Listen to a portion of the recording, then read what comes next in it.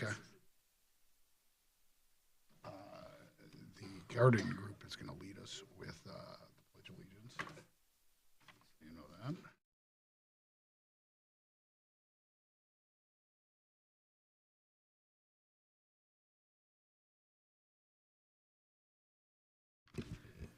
Good evening, everyone, and welcome. As always, the video of this meeting is streamed live on YouTube and will also be available on Facebook and the village website. I'd like to call the meeting to order and ask Clerk Saladino to call the roll. Trustee Augustine. Here. Trustee Gale. Here. Trustee McGee. Here. Trustee O'Brien. Here. Trustee Peterson. Here. Trustee Thompson. Here. President Kugler. Here. And we have a full board and a quorum, so thank you very much. We also have a couple of great things to do today, one of which is going to be a proclamation celebrating the 100th anniversary of the Grange Garden Club. And we have Cindy Leifler and Jenny Probst from the Garden Club here today, and they're going to start by leading us in the Pledge of Allegiance. So if they could come up to the center there, that would be great.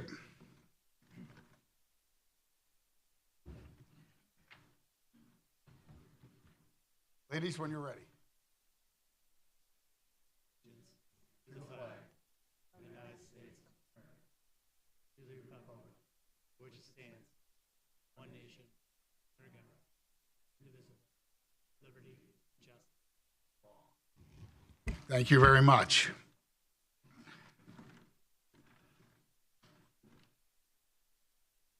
So, ladies, if you want, you can sit down or you could stand up. We'll go right into the proclamation.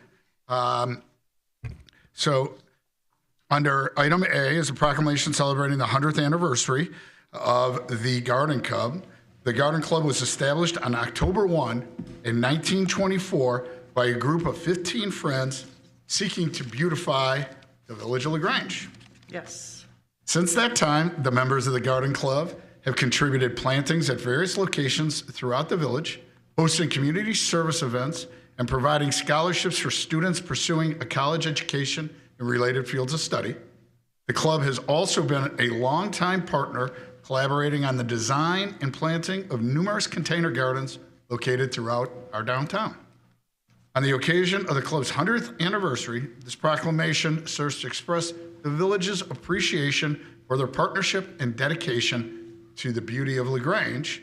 So, Cindy and Jenny, I know you're here. We'd appreciate it if you want to add anything more, and then I'll read the proclamation. No, you pretty much hit it on the head. Yes, we began in October 1924.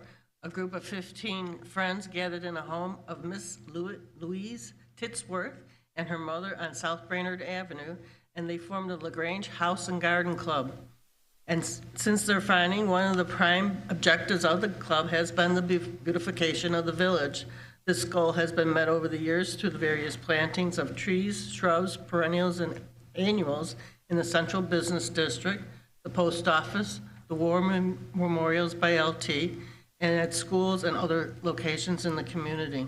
We have an annual plant sale that generates the money for such endeavors, and similar fundraisers that have also raised money to provide the yearly scholarships that you had mentioned. We are one of the oldest clubs in the state. Oak Park beats us by 5 years. And yes, we are very active in the community. We have 66 members. We do an annual scholarship for the kids of $2,000. We do an annual award of $2,000 scholarship for a child that is a 204 in District 204, either at LT or at Nazareth, and has to live in 204. We purchase and maintain the post office, as you see. We donate a tree every year. This last year, we did it at 7th Avenue School with the help of the village Public Works planting it for us.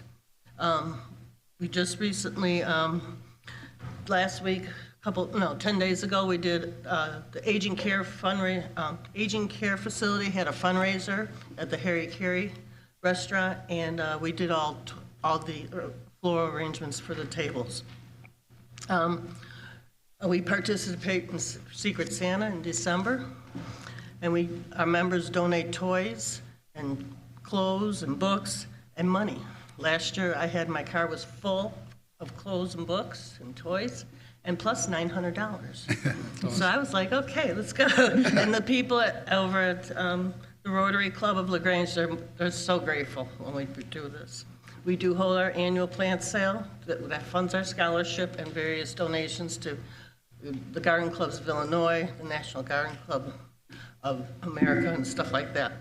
And finally, we educate the public. So thank you very much on Yes, behalf thank you. of all the members for this recognition, and we truly appreciate it.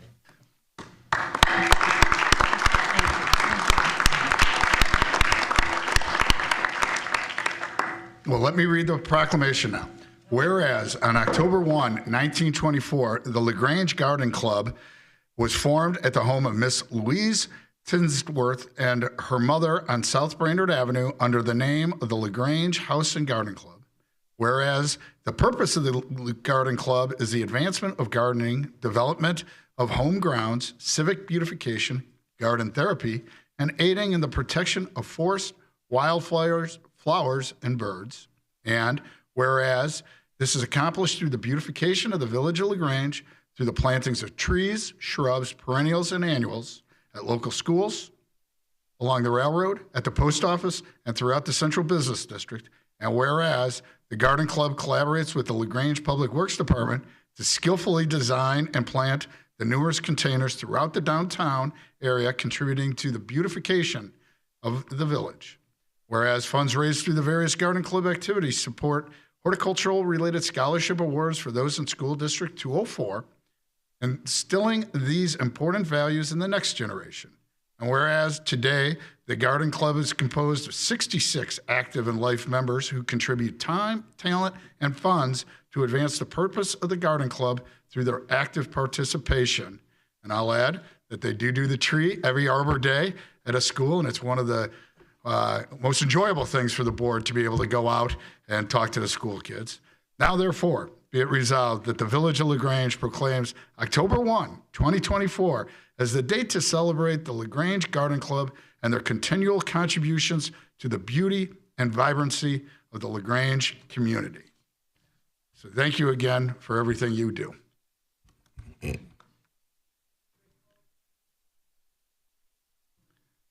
Thank you, and thank you to Rick, Department of Public Works, and the whole team. I see Milo in the back. He's, I think, likes to lead us in song now at the Arbor Day. So they do a lot to work in tandem with the Garden Club to really make sure we have such a beautiful village. So thank you to everyone for that. Moving on. West End Art Festival was last weekend. It was always well attended. Saturday was just a great day. Sunday, a little more challenging. But the artists did display fantastic artwork. There was music, and overall participants enjoyed a wonderful event.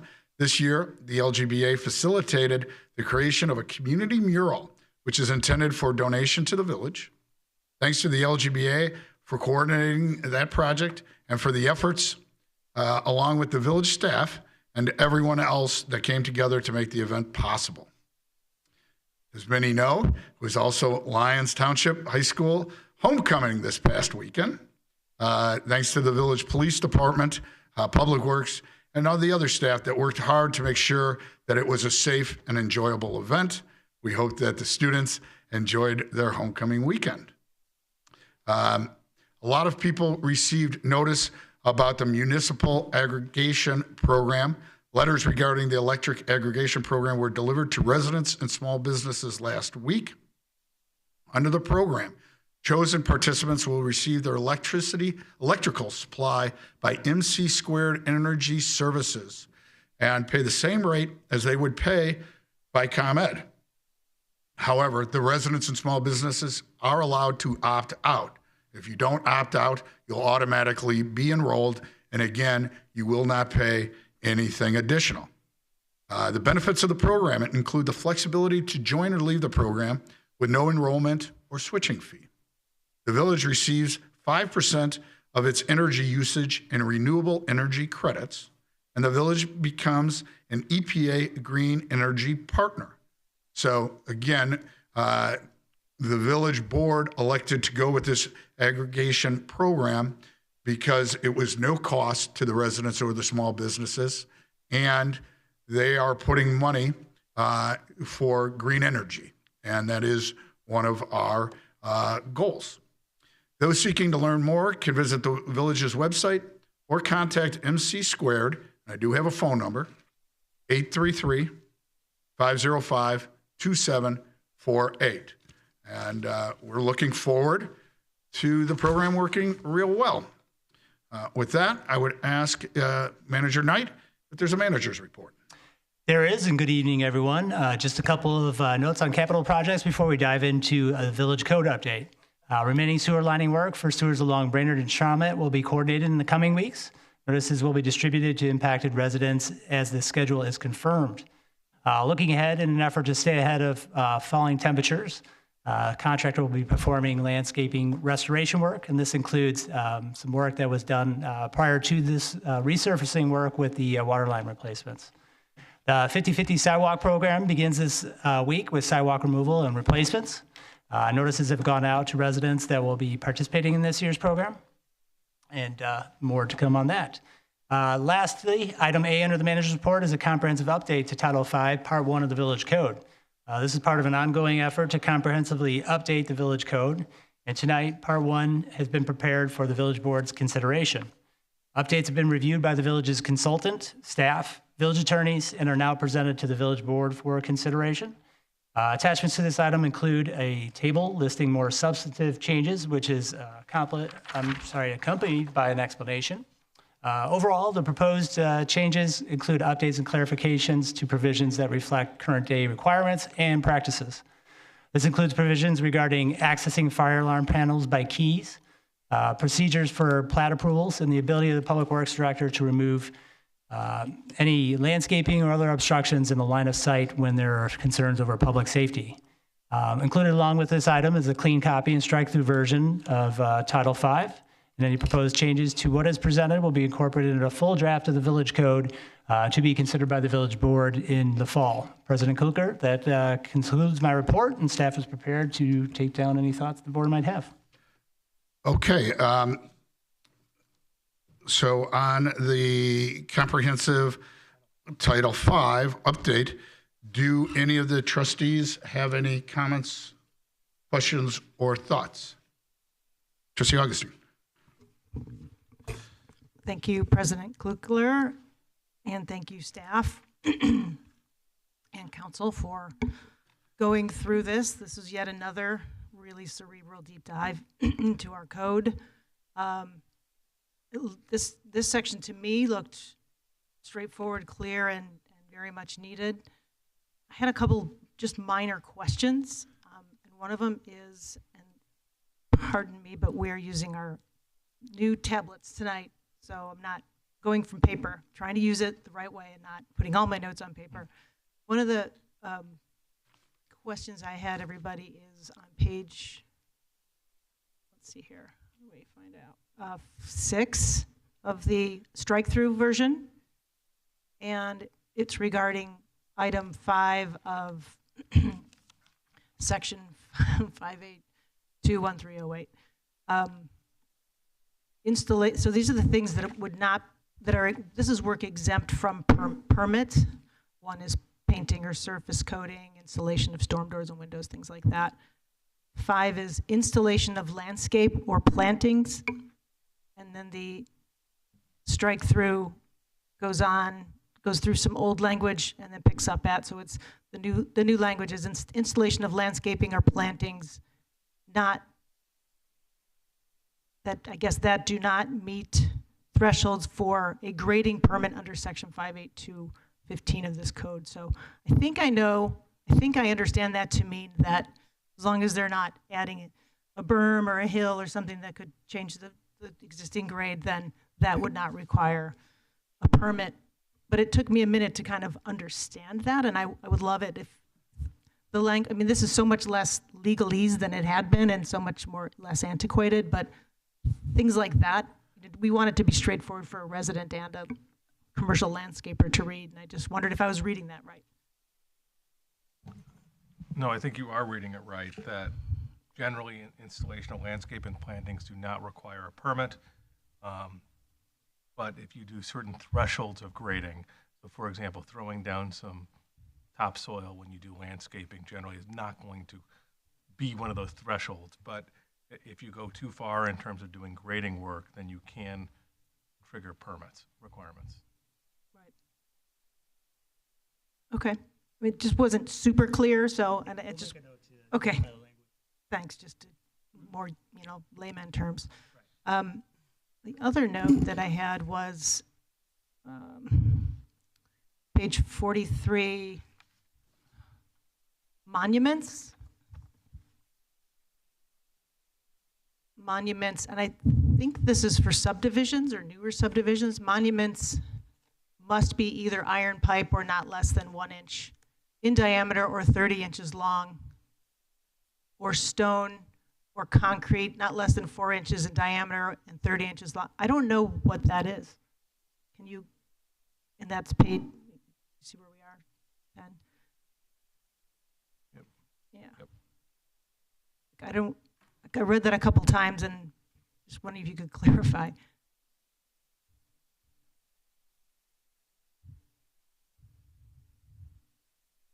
I'll keep reading to fill the Yeah, void. so- Oh, you got it? Yeah, so so when you're doing plating and survey work, you're supposed to generally lay a monument.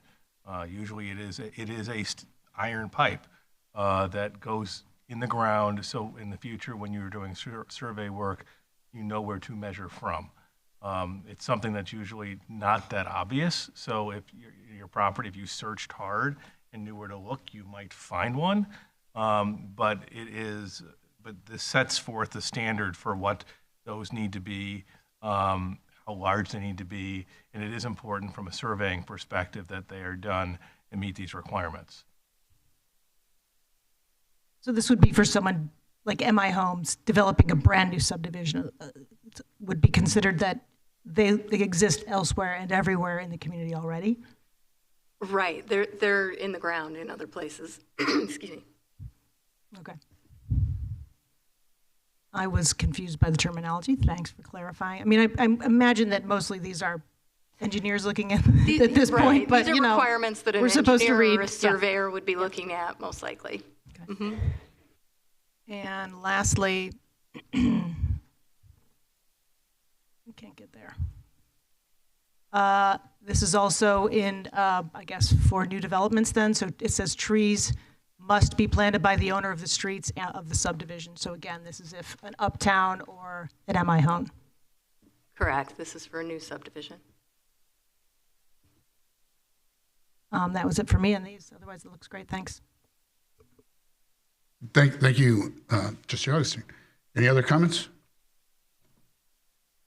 Seeing none. Thank you, Trustee Augustine, for your comments. It was helpful for all of us. And thank you again to the village staff and our attorney. It's a lot of work as we're doing this, but it is important, and it will be helpful to have it all digitized and cleaned up. So we do appreciate all the efforts by a lot of the departments that are going into this. At this time, I'd ask Village Clerk Saladino to read the items under consent, followed by those appearing under current business.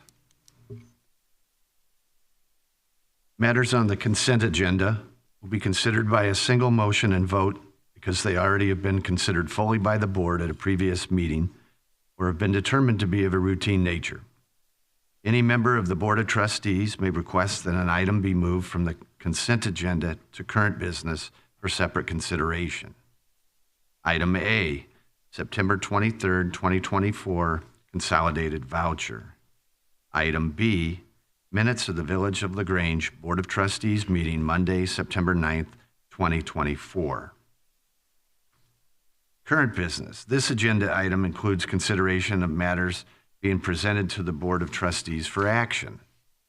Item A, an ordinance granting a design review permit for 19 through 23 West Harris Avenue. Item B, an ordinance adopting a comprehensive plan for the Village of Grange.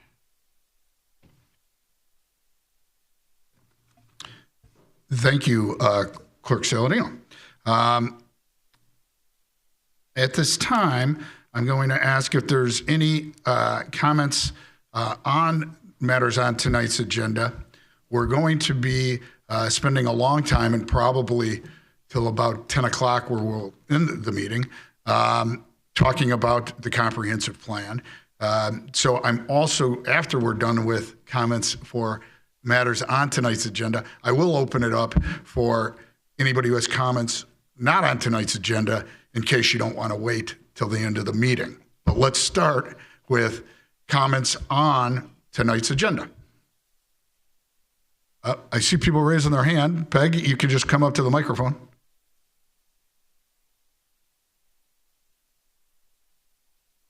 No, we're going to have the public comments first, and then the board is going to know your comments, and that may shape our comments. So there won't be time tonight to comment again after we do public comments. Again, I have a pretty solid feeling that this is going to be continued over the comprehensive plan, that being to the October 14th meeting. And again, on October 14th, you'll have time to comment publicly. Okay. The only request I would have is the comments that I made at the 2 previous Plan Commission meetings be attached to tonight's meeting, because the feelings that I expressed in those statements, I think would still hold true.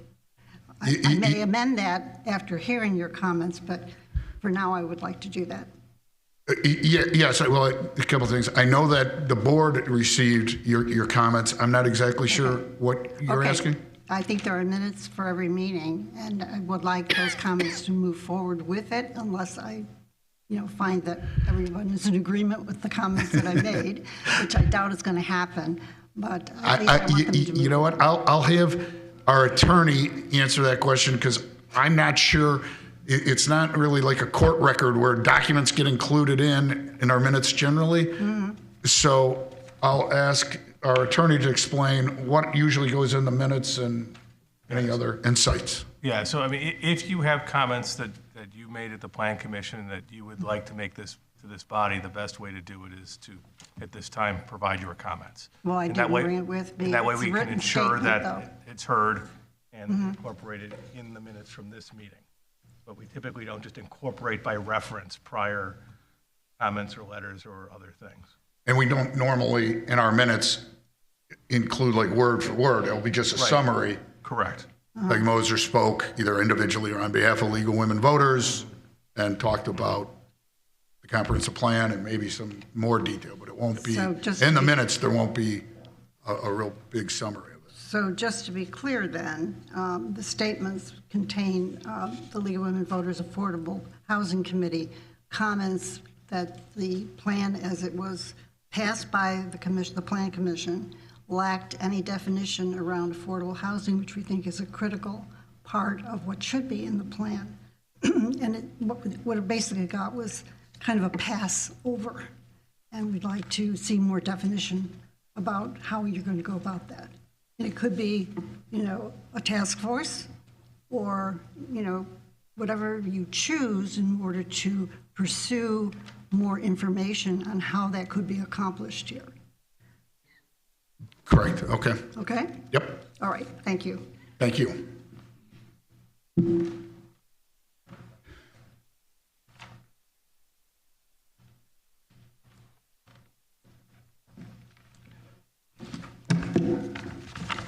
My name's John Pluto. I live in LaGrange. What I'm here to talk about is the comprehensive plan. And there's some things that I'm not sure if I understand correct. And unfortunately, I can't discuss it with you because I can only tell you what I think. So we're going to go from here. I read part of the details on it, and it says that south of LaGrange Road, south of 47th Street to Plainfield, there now could be a change in zoning for the commercial properties and some of the multiple family properties to go to 5 stories from 3-story max. Well, I think it's a mistake for our village to do that in that particular area. I talked to a lot of people that live on 6th Avenue, and I've talked to people that live on Madison that would back up to possible properties that this would affect. And nobody seems to be too thrilled about having a 5-story building in their backyard. And I don't think you'd like one in your backyard either.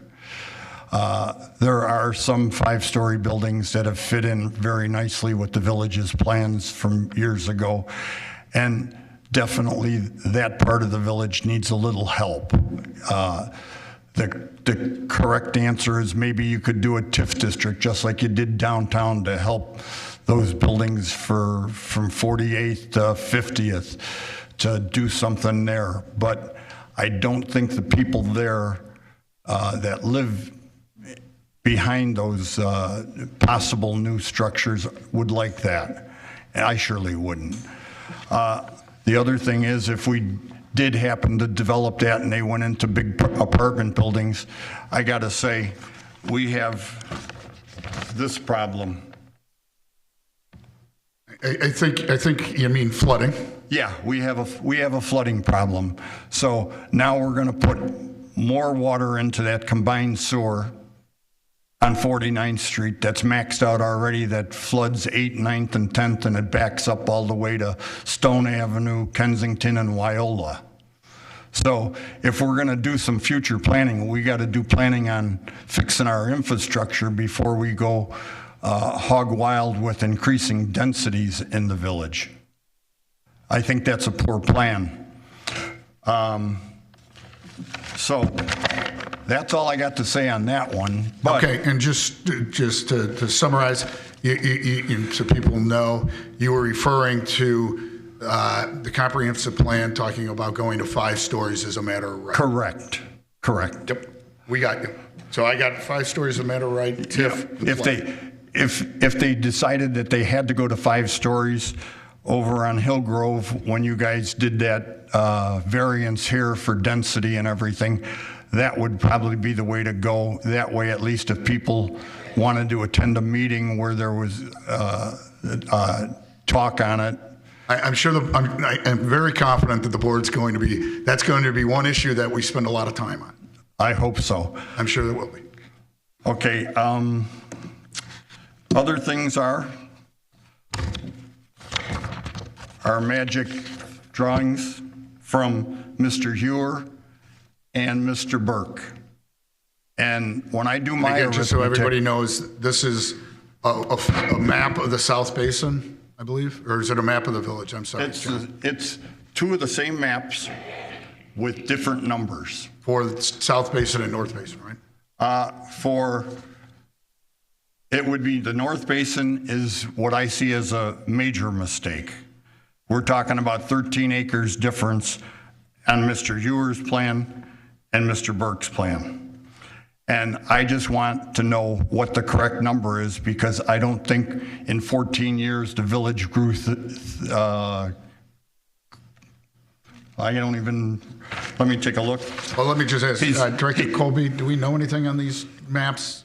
If not, we can look into it Well, later. let me finish speaking. Okay, sure. Okay, Sure. because the lines are drawn straight at 47th Street, so it never changes.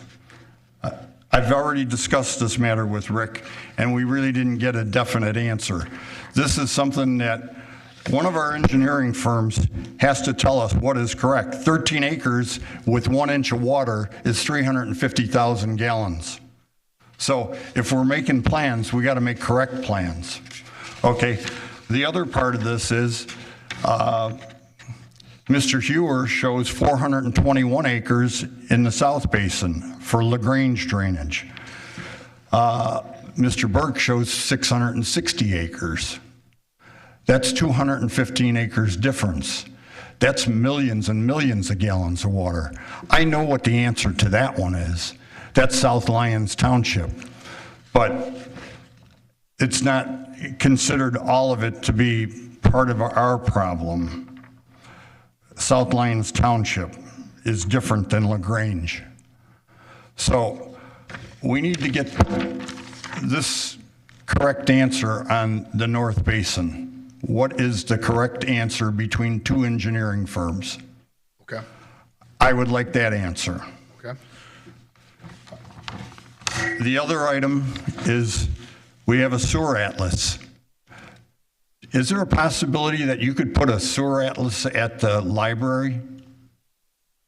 Similar to We this? could definitely consider that. I'm not sure what the advantages or risks or anything are on that, but thank you for the recommendation. We can definitely Well, consider it. I either have to go and bother the people at Public Works if I wanted to see their, I'm sure that they'll be happy to put in a library unless there's a strong reason not to, and we'll be able to answer that question. okay. Also, in Mr. Burke's rain events, when he sent, this is part of the internet printout of the rain event from 2020, and he claims it at a 5-year event. And when I go to Baxter and Woodman's 2023, they claim it as a 10-year event. So we've got a lot of discrepancies between these two engineering firms, and I'm starting to wonder what's right and what's wrong. You know, 10-year storm, we get them every 3 years now, as you well know. It does seem that way. You know, so, you know, if we try to make it look like a 5-year storm, that sounds better. I assure you that that's not what was going on. I probably called it a 100-year storm, but the engineers are probably more accurate. Well, you get what I'm talking about. Absolutely. We want to be correct. If we're going to hire engineering firms, then we need to have them do the right thing and give us the right information. So I'm surprised that I'm the only one that reads these things and finds 13 acres difference. So let me see what else I got for you tonight.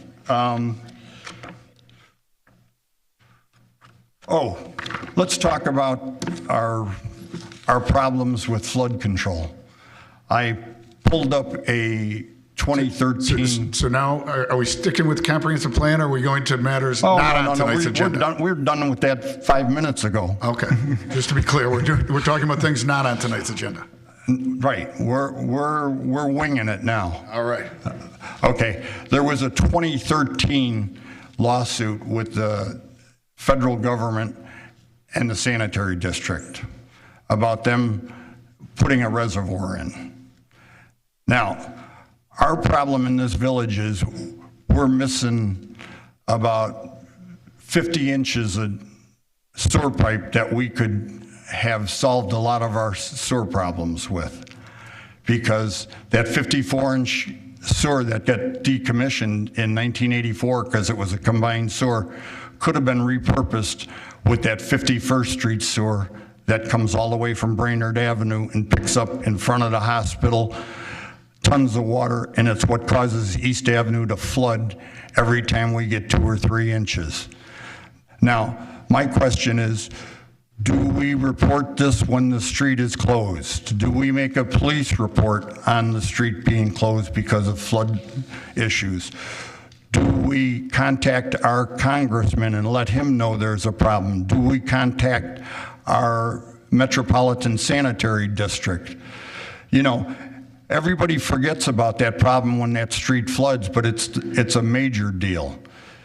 And you're going to bring another 60-inch pipe down from Stone Avenue down 50th Street, and you're already putting 36 inches into the quarry through that old 54-inch pipe. You got no place to put the water.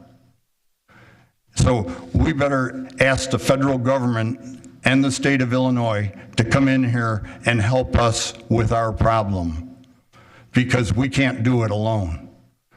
And that problem was created back when the Deep Tunnel Project originated. If you read between the lines in the 2013 federal lawsuit, you'll know what I'm talking about.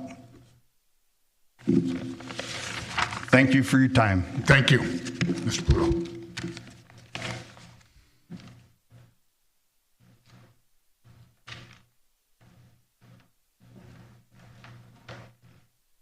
Hi, everyone. Laura West, LaGrange, 140 Sunset. I'm very excited to see on the comprehensive plan, page 127, number 1, stormwater and projects referenced. And I don't want to jump the gun, and I know that you're all keeping us in suspense, but I just would love some dates, timelines, timeframes that 3-year, 5-year, 10-year, 100-year storm, whatever it is coming soon, and we are all anxiously waiting. So I'm glad to see some reference in there, and looking forward to hearing, which maybe will be discussed later, but we're all anxiously waiting some action and execution on these great plans that the engineers you have invested in are recommending. So thank you. Thank you, Ms. West.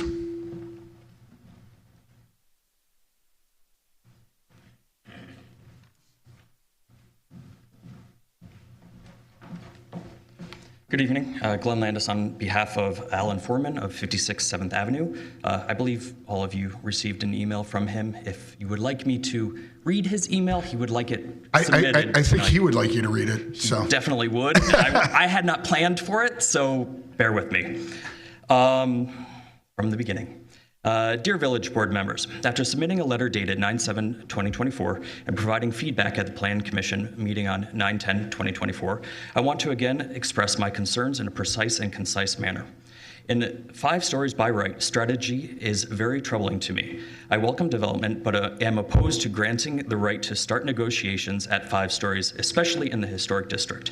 I think I can speak for most, if not all, R5 property owners, especially those on 7th Avenue, by stating we choose to live and thrive in a historic district for a variety of reasons. I'm positive the thought of a neighboring 5-story building was inconceivable.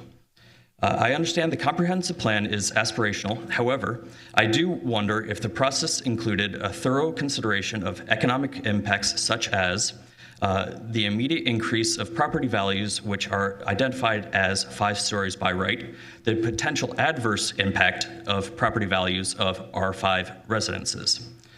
If the comprehensive plan must include the 5 stories by right concept, my minimal request is exclude all R8 properties, especially the parking lot on Harris between 6th and 7th. 2, strike R8 from the language on page 33 and elsewhere in the document, including page 145. 3, on page 34, remove the pink striping on the parking lot on Harris between 6th and 7th. I believe that's page 34 map, pink striping he's talking about. I applaud the inclusion of current zoning map as an appendix. Looking at the map side by side with page 34, visually illustrates my concerns. The rationale for my request includes, 1, by striking R8, you no longer need nebulous language like where appropriate and some on page 33. 2, the parking lot currently zoned R8 is the only site in the historic district targeted for 5 stories by right. 3, would the village take on potential litigation exposure from other R8 property owners for being excluded from the 5 stories by right strategy? How can you confidently say this green lighting approach can be fenced around specific R8 sites? 4, the existing code allowed the 5-story developments as pictured on page 33. Why does the code need to be changed? I'm concerned about unintended consequences of rolling out the welcome sign to developers. I do sincerely appreciate all of the efforts that have been made, that have made LaGrange such a wonderful place to live and thrive. I'm confident we will continue to do so. I'm simply requesting that we avoid the 5 stories by right policy in the zoning code. Let the code stand as currently written and administered. Respectfully, Alan Foreman, 56th Avenue, LaGrange. Thank you very much.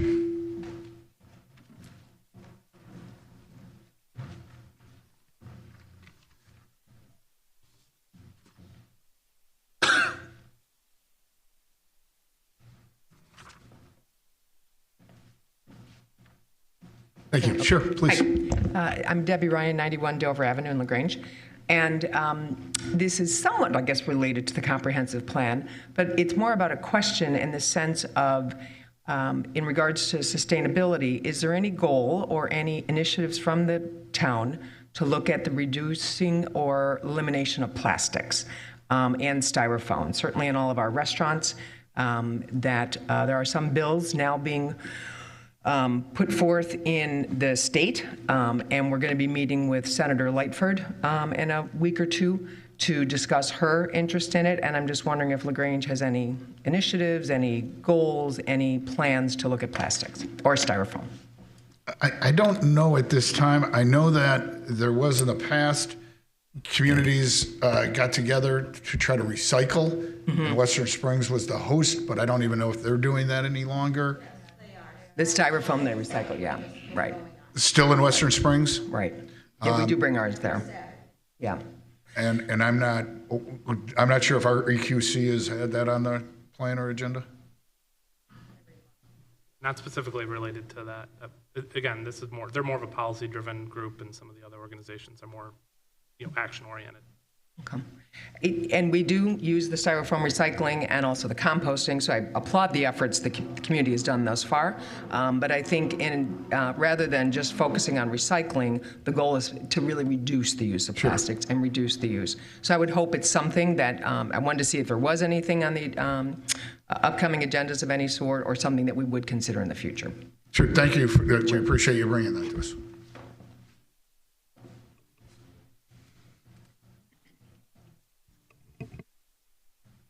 Seeing no more comments from the public. Oh, I see one. What coming? Come on up. Mine is not about the comprehensive plan, so I want That's to fine, give Becky. everyone else the opportunity. Just introduce yourself and. Becky Lorenzen from LaGrange Community Diversity Group. And I think last time I mentioned that we're going to be showing a movie called Origin at the LaGrange Library on October 5th from 1 to 4. And I just wanted to remind everybody that that is coming up. I think I forgot to email it to various people in the village, so I will do that. And I just encourage you all to come. It's a great movie, gives a greater insight into racism and how we can make our community more welcoming to everyone. And there'll be a discussion afterwards where hopefully lots of people in the community will come and contribute to the conversation. So Becky, thank you. can you remind us what day of the week that is? And what time? It's a Saturday. Saturday, October 5th at 1 o'clock at the library, and then there'll be a discussion afterwards and probably some refreshments. There's also going to be a interview with one of the people who did the research, who's untouchable from India. This is the story of Isabel Wilkerson and how she investigated the caste system in India being similar to the race situation here in the United States. There'll be an interview with Dr. Yengdi, the untouchable guy, on Sunday that you'll be able to access via a link or get a copy of later on. So even if you can't make the movie at that time, if you go to the website, there's various sites, and there's also ability to just get a link where you can watch it on your own, I think between October 2nd and 8th. So there's lots of opportunities there, and I will email that to the various parties in the village if you'd be able to distribute that. Thank you very much. Thank you, and thank you for all your efforts.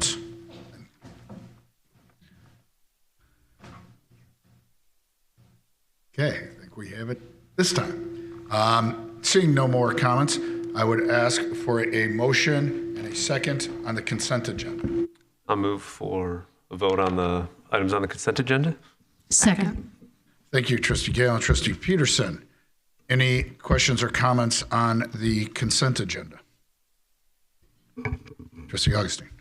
Thank you, Mr. President. Yes, I have, as usual, previously stated, I recuse myself from voting on any agenda items related to our village prosecutor. Thank you. Any other? Seeing none, I would ask for a roll call vote. Trustee Thompson. Aye. Trustee Peterson. Aye. Trustee O'Brien. Aye. Trustee McGee. Aye. Trustee Gale. Aye. Trustee Augustine. Aye. And that passes unanimously. Thank you very much. Moving on to current business. Under A, we have an ordinance granting a design review permit for 19-23 West Harris Avenue, the Elm Restaurant, and I would move that to Trustee Thompson to introduce. Thank you, President Kukler. So executive summary, Dan Spain of 21 Harris LLC, the applicant representing the Elm Restaurant, 19 through 23 West Harris Avenue, has applied for a design review permit to install new structural framing and windows on the west and north side of the second floor rooftop dining area of the building, basically the back alley side and a little bit to the one side. The applicant is proposing the building modifications to allow the business to utilize the rooftop dining area in more varied weather conditions, not like in that winter weather for Chicago.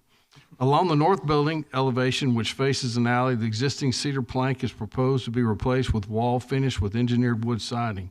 Along the north and west building elevations, existing small brick parapet will remain.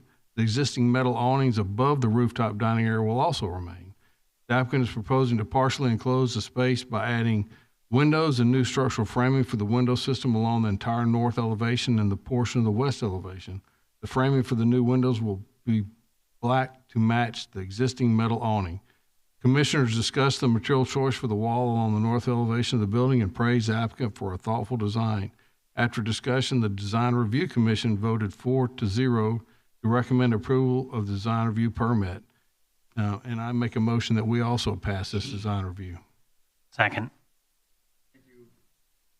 Thank you, Trustee Thompson. Trustee O'Brien, with regard to item A, are there any trustee questions or comments? Seeing none, I would ask for a roll call vote. Trustee Augustine. Aye. Trustee Gale. Aye. Trustee McGee. Aye. Trustee Peterson. Aye. Trustee O'Brien. Aye. Trustee Thompson. Aye. And that also passes unanimously. Thank you again for your efforts, and we appreciate the Elms' continued investment in our village and in their property. Moving on to B, an ordinance adopting a comprehensive plan for the village of LaGrange. Over the past year, the village has worked with Teska Associates, the consultants, to update the village's comprehensive plan. A comprehensive plan is a tool to help guide future decision-making in matters of public policy, local regulation, development review, and allocation of resources as they relate to land use and development. It's a policy document, and while it may make recommendations for future changes to regulations, it in and of itself does not establish the regulations. The plan encapsulates a long-range perspective for the next 15 to 20 years. It's also aspirational. Some goals of the plan are ongoing in nature and may not be fully achieved within this 15 to 20-year horizon. Based on the input throughout the planning process, the consultants have drafted a plan to articulate LaGrange's long-range vision and goals for land use and development, as well as strategies to accomplish that vision. On September 10th, the draft plan was presented to the Planning Commission for an official public hearing for the adoption and approval. Leading up to the meeting and during the meeting, a variety of public comments were shared. The Planning Commission and staff addressed these comments during the meeting. After deliberation and review, the Planning Commission voted 6-0 to recommend adoption of the LaGrange Forward Comprehensive Plan with some minor edits. The consultants have made the edits as requested, and they are incorporated into the plan that this board is going to discuss tonight. And again, we very likely will carry over the discussion until the October 14th meeting. But at this time, to allow the board to discuss the matter, I would ask for a motion adopting a comprehensive plan for the village of LaGrange and a second. I move for adoption of the comprehensive plan for the village of LaGrange. Second. Thank you, Trustee Gale and Trustee Thompson. We're going to have a presentation by Teska, our consultants. After they're done, I'm going to say a few brief words, and then we're going to go over the comprehensive plan, either page by page or chapter by chapter or subchapter by chapter. And I'll ask the board if they have any comments or questions as we're going. If for some reason I skip something, it's inadvertent, so just please bring that to my attention and we'll go back and make sure we address that. We we'll be looking for consensus and further direction for the staff. And again, when we get consensus, which may not be unanimous, but it feels like everybody has had their opportunity to digest it and think about it and comment on it as much as possible, then we'll move on and go forward. We have today from TSCA, Michael Blue, Emma Swanson, and we appreciate them coming out. We also have Robert Morse from the RTA.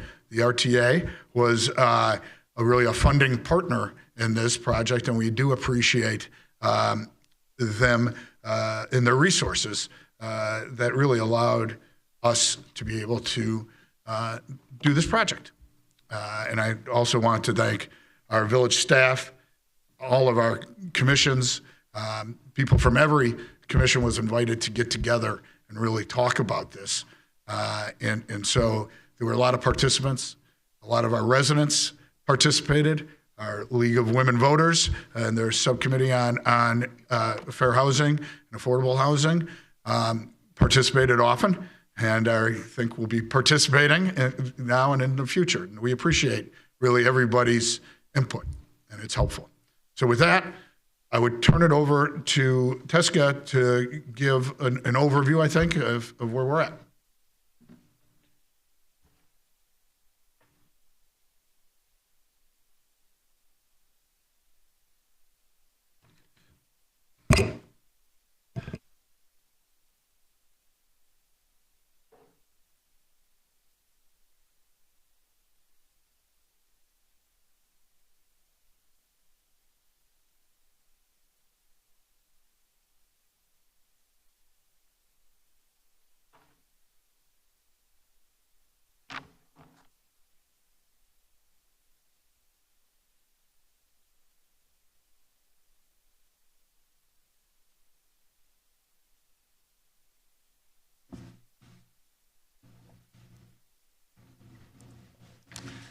Well, I could have gone ahead and done my introduction, but Mr. Village President, you did a great job, so I have nothing to say until the projector comes back up.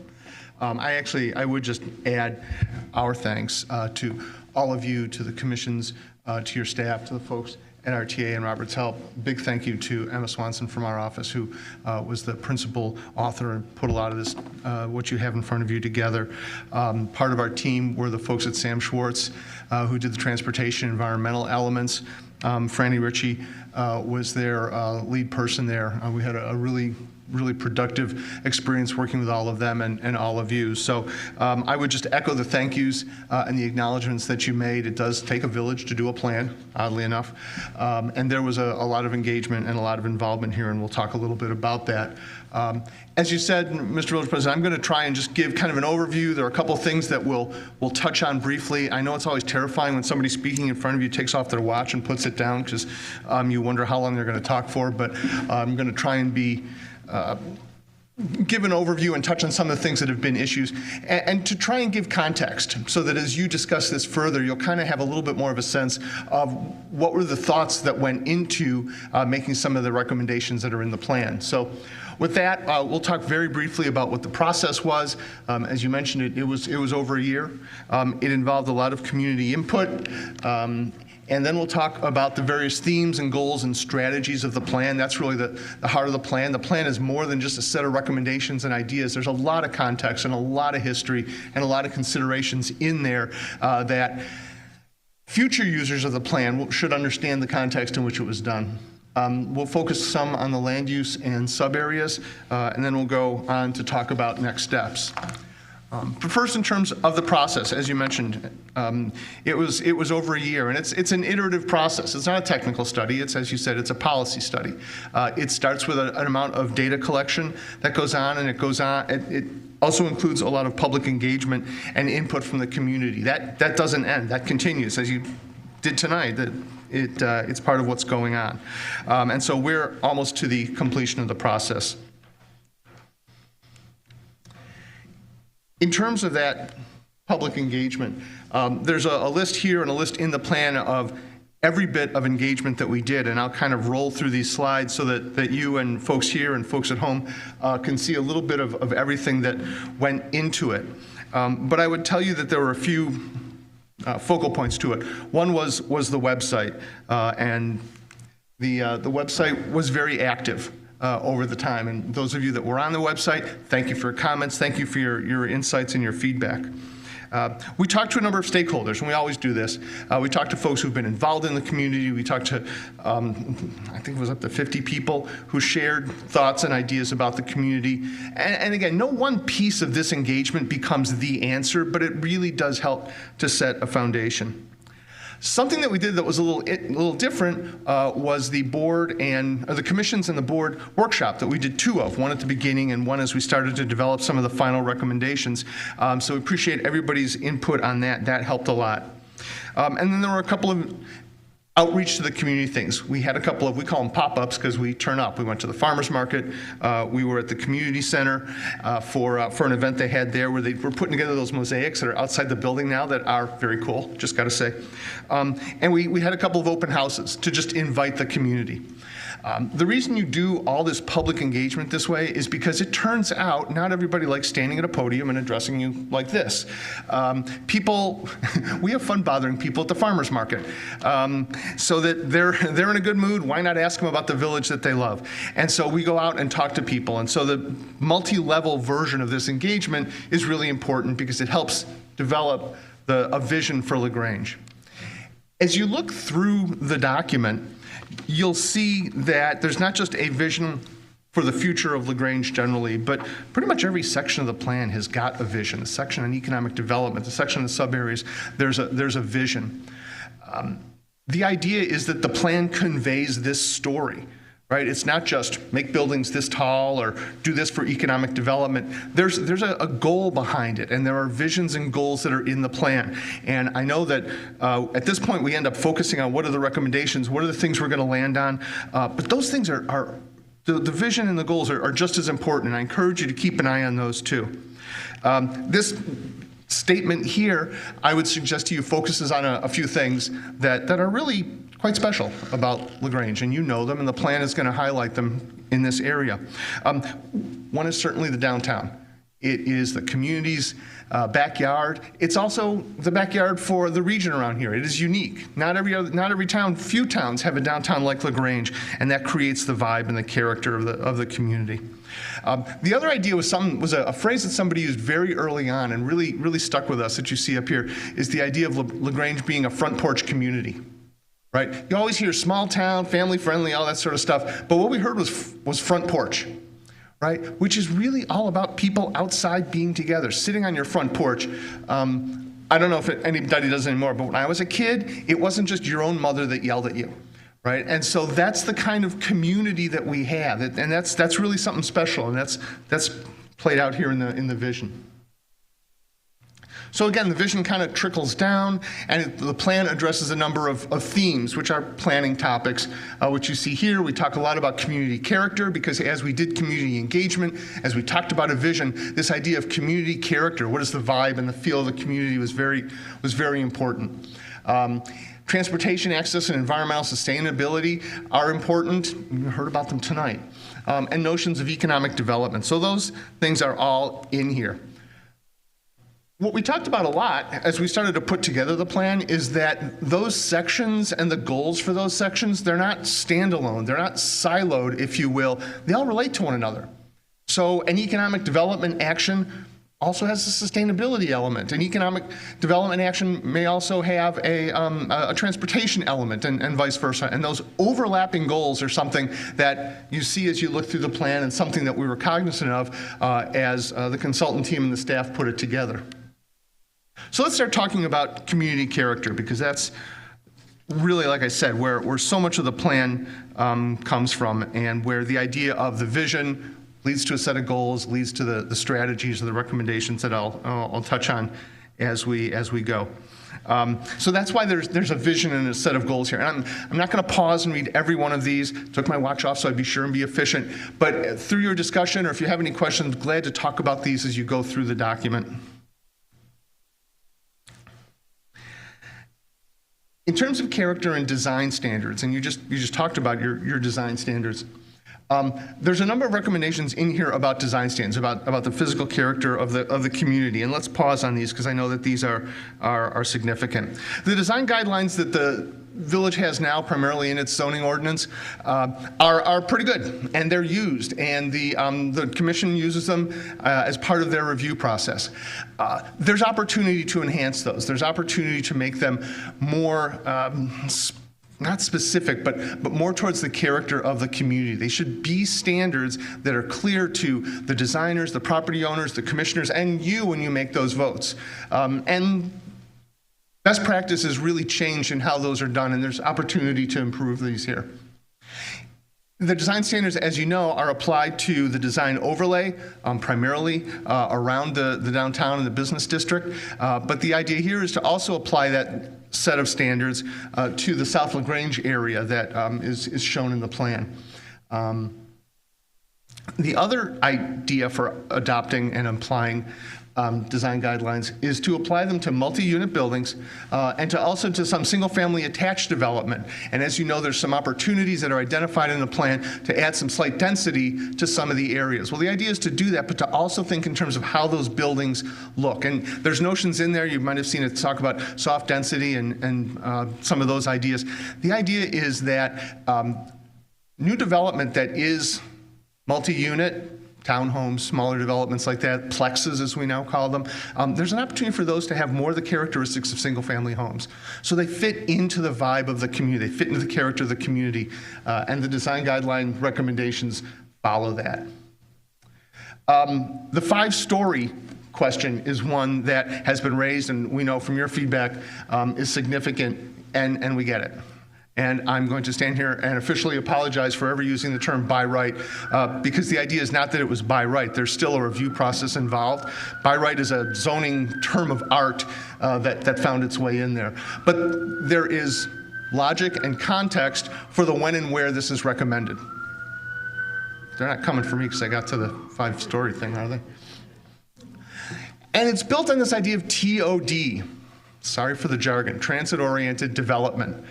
Transit-oriented development is great because this came into fashion in the 80s and 90s for neighborhoods and communities and business districts that were trying to be LaGrange, let's be honest about it, right? So you already have the TOD, you already have the character, you've got the density, the activity, the housing, the train stations, more than one, right? And so that's the idea of TOD, but it facilitates and supports more height, more units, and more density because there is opportunity for those people to be on the train. There's opportunity for those people to walk to dining and entertainment in the downtown. And that's really the context of how these decisions were made. The other thing to keep in mind is that the 5-story recommendations, the 5-story decisions would really be finalized as part of a zoning discussion. So there's more determination to come as part of that. A little bit of context about the 5-story. And again, I'm not standing here beating a drum for 5 stories. I want to share the context with you of where those recommendations came from.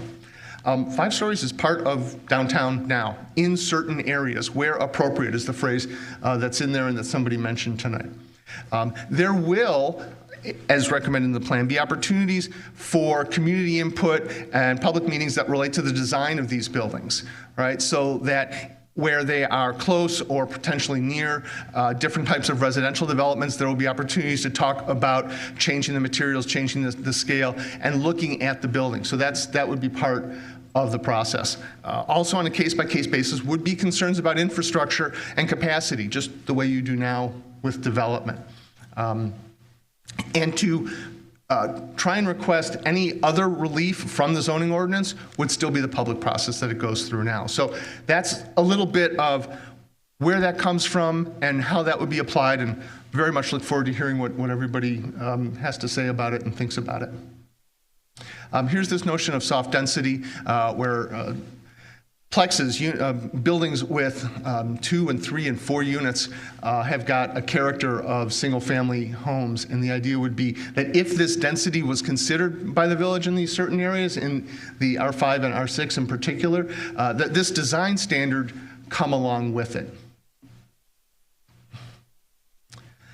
This is the zoning map. There was some mention about talking about this, and this highlights the R5 and R6 areas that already have a mix of densities. They're not monolithically single family, and so the idea of there being a little bit more density is in keeping with other goals of the plan that relate to sustainability, for instance.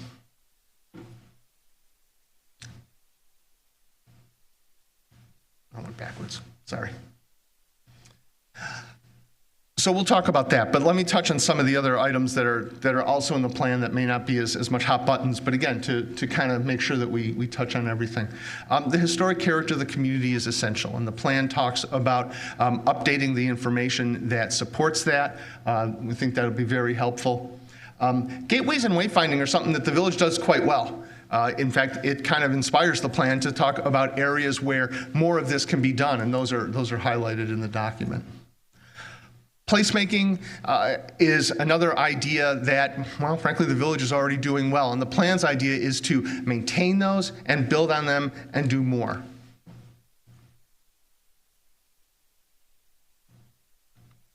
Okay. Did we skip a recommendation in the housing options related to Was there a second? housing needs assessment? Oh, I'm sorry. I did. I thought that came later. And I know there was a question. Thank you for stopping me, Cherry. There was a question about housing. One of the recommendations in the plan is to do, and I hate when plans just recommend further plans, but sometimes that's the answer. The idea here is to look at housing and issues around housing on its own. And the idea of this housing needs assessment is a specific recommendation of the plan. What that might look like, I'm glad to answer questions and talk about, but the need for this plan is something that's recommended here. Thank you.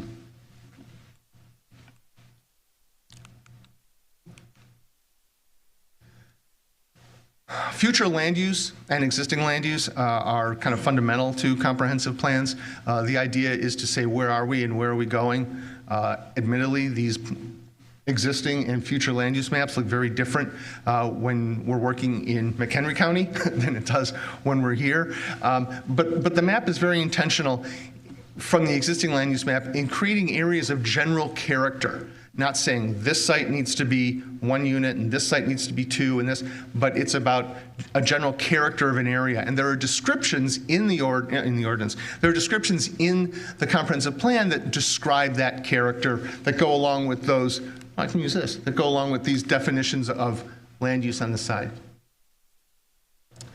In terms of transportation, again, I would just want to acknowledge the work that was done by our colleagues here, by our colleague Sam Schwartz, who did a lot of the work here that relates to transportation. I would tell you that in keeping with what we heard as part of the public engagement, the transportation vision and goals, they speak to a few things that I would summarize as talking about pedestrians and bicyclists and the connections. And so there are opportunities for trails. There are places to ride your bike. There are a lot of sidewalks. There are places to walk. But there's opportunities to improve those connections, improve those paths, make them a little bit safer. And those are the things that are highlighted in the plan. Public engagement raised a number of concerns about safety in terms of biking and walking, particularly at some of the intersections. Some of them are blind intersections. Some of them have train tracks. You know the variety of issues here. Sam Schwartz has done a great job of going into depth in terms of identifying locations where improvements could be made as the village moves forward. One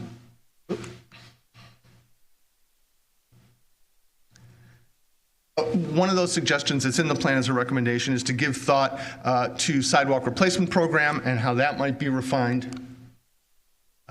Also ideas about bicycle planning, which relate again to paths and connections, an idea about themed bike racks. Bike racks are great because bike racks is one of those little things that really matters. And I really love when we have the opportunity to put these kinds of things in a plan. We did a plan once for another established town with an established downtown, and they said, nobody rides their bike downtown. How come nobody rides their bike downtown? And started to give it way more thought than it deserved. And then somebody raised their hand and said, there's no bike racks down here. It's just a pain to ride your bike down here. Sometimes it's the little things that make a difference, and I would suggest to you that this idea of bike racks is one of them, along with the other recommendations in there that talk about connections and safety. Again, I'm not going to stop on every one of these, but Mr. Village President, you said as you go through, there might be questions. We're glad to answer those as they come up. Transit is absolutely essential to the village, obviously. It's what the village is built around. The connections, the paths getting there are generally well established. It's something that the village has put time and effort and funds into in the past. To a lot of degree, the plan talks about continuing that and identifies some opportunities to do so.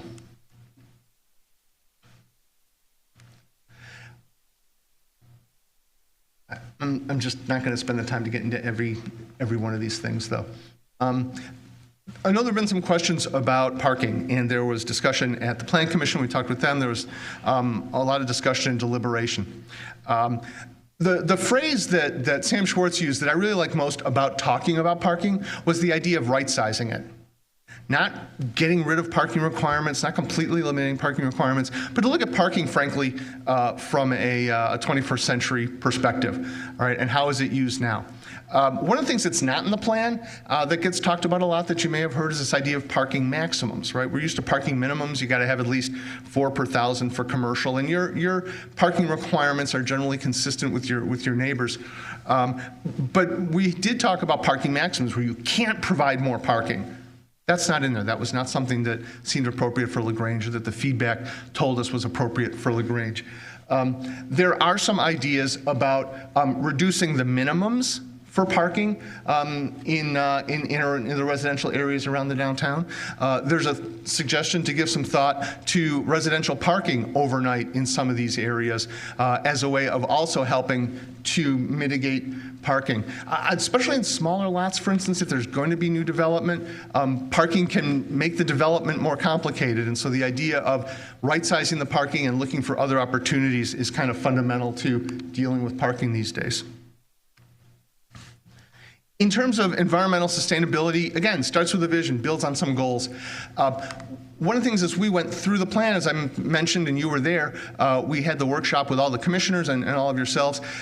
We have the benefit here that you have, the plan has the benefit, that you have the EQC already, who's already looked at a lot of these things. And very much the intent of the comprehensive plan here is to build on much of what they're doing.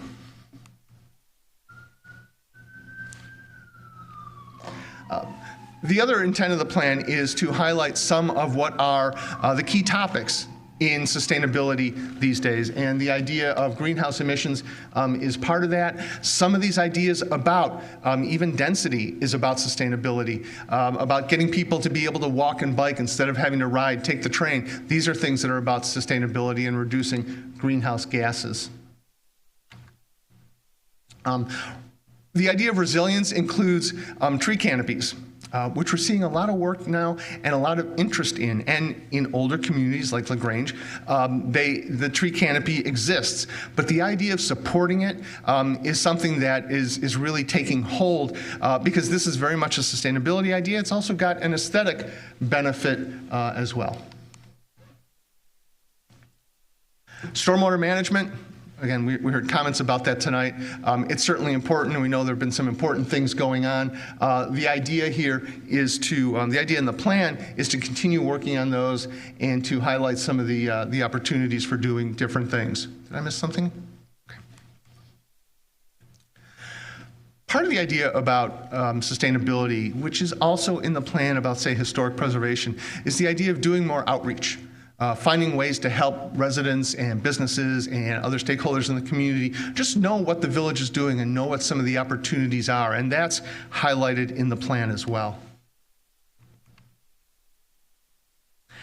In terms of economic development is one of those phrases that means something different to everybody, but at its base, it's about supporting the taxes that are available to the community to provide residents services and the things that they need, the things they expect from the community.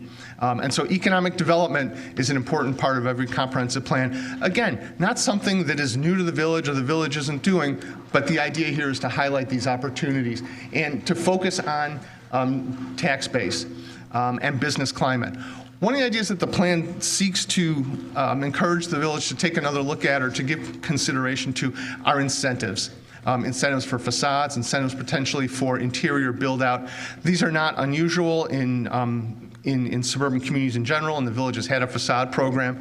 But the idea of revisiting these as an economic development enhancer is something that the plan recommends.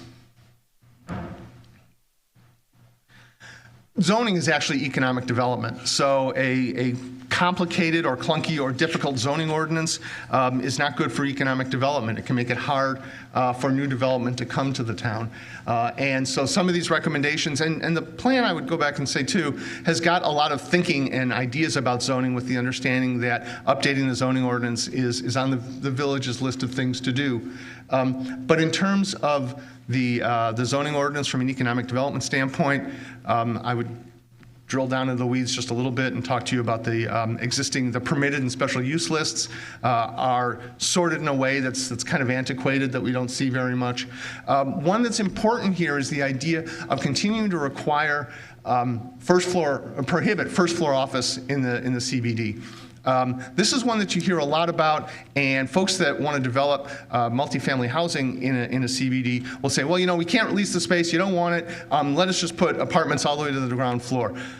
Honestly, the character of downtown LaGrange is built on that first floor, retail, entertainment, dining, and preserving that is something that really will support the ongoing success of the downtown.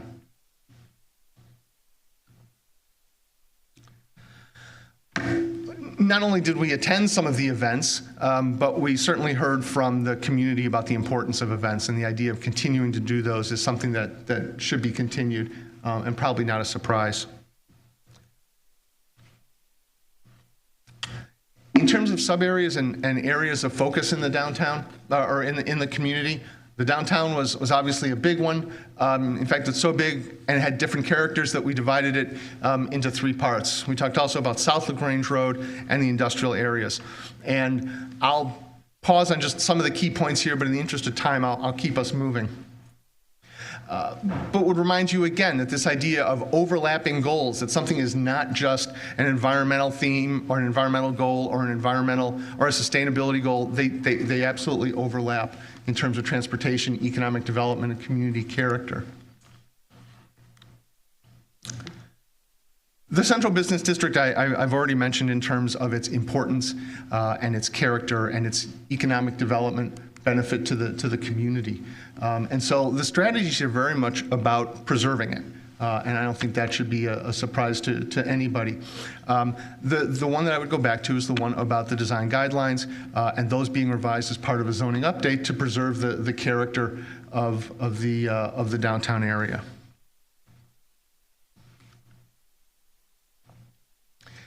The other thing I'll mention about these goals that you see here, or these strategies that you see here and some of the others, is some of them repeat.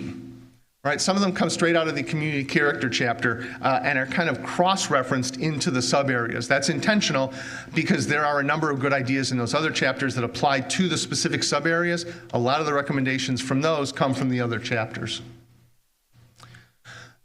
The West End is an interesting area, and one that we heard about from the get-go as one that people were very interested in and wanted to see preserved and see enhanced. It was sort of interesting that so many comments were about, oh, it's got a great character, keep it the way it is, and oh, it's got great opportunity for development, both of which are true, as you all know. So the idea in the plan is to talk about doing that in a way that the character is preserved, and again, that goes back to the design guidelines that we talked about a little while ago. Maintaining historic architecture is up here, and those public spaces. One of the things that's great about the West End is the open space at the Stone Avenue station. Right, it creates a really unique area, not just in that open space, but it creates a feel for the entire West End, and so that's an important part of that we look to have preserved. In terms of the specific strategies, you'll see again some of the ideas that have been in that were in the community character area, and the icons here talk about which other goals they advance. So it's not just about the one community character or transportation. You see the familiar icons that remind us that there are other items involved here as well.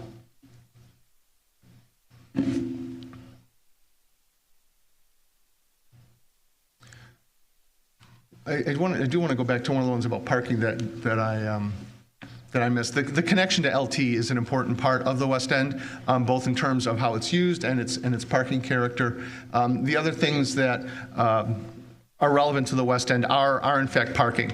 And so the idea of preserving the area, making sure there's still parking there, but looking at, again, right-sizing the parking in this area was an important part of what we looked at.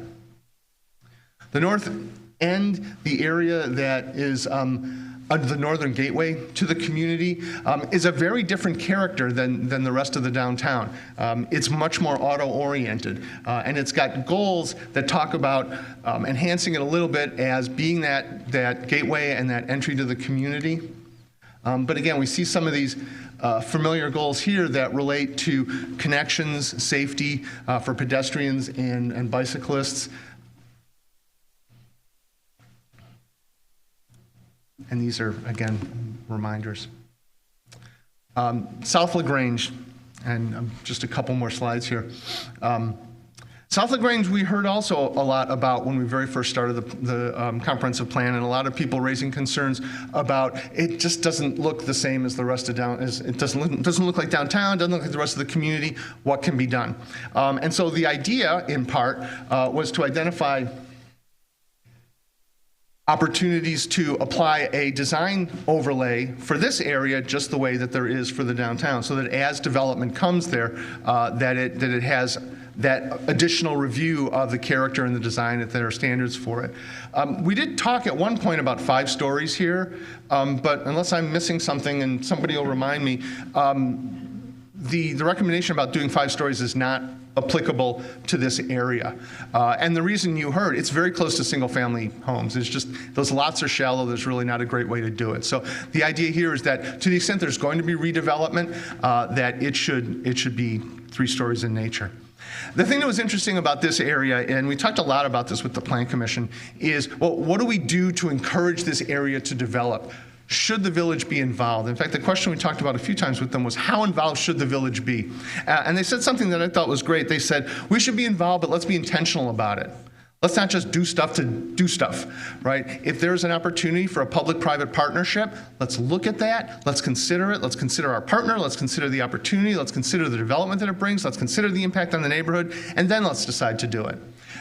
So they were very interested in they felt clearly that the village should be involved, but how depended on the exact area and what was offered to them.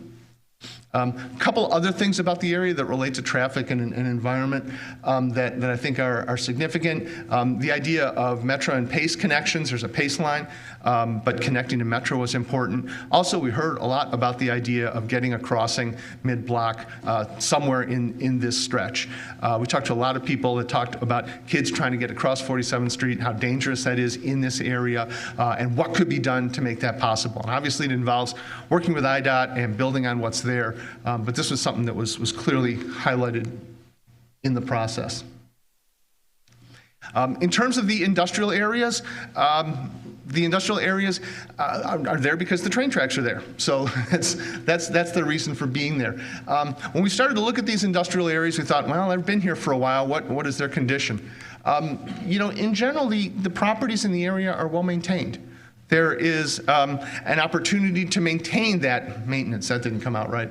But the idea that the village would continue to look at its side of the coin in terms of focusing on infrastructure and keeping the support for those aspects of it, and that property owners could continue to maintain their property was the clear win-win in this area. A lot of concerns and a lot of questions were raised through the public engagement that related to pedestrian crossing at the railroad tracks. Again, this is stuff the village has looked at and been involved with, and there's some recommendations and ideas in there and working with Sam Schwartz about how to continue to do that. But I think that's one of the more important items that came out of this area, is to look at these pedestrian and bike connections. from an economic development standpoint, the zoning is good because the zoning goes through the process of allowing things other than industrial, right? So you don't have to be a traditional or even newer industrial use, but to the extent there are kind of service things that the community can attract and that people can use, those are in there. And as the zoning is updated, that's certainly a good one to keep in mind and incorporate in the area. And I'm done. I apologize for covering so much so quickly. You've had a chance to read through it. You know there are volumes in there. Again, I would just thank you all for all your good work and your commissions. And again, thanks to Charity and her staff and our partners and the good folks at RTA. So we look forward to hearing your discussion and being part of the conversation. Thank you. Thank you, Mr. Blue. And I know that the board will probably have questions as we're going along. So thank you for being here.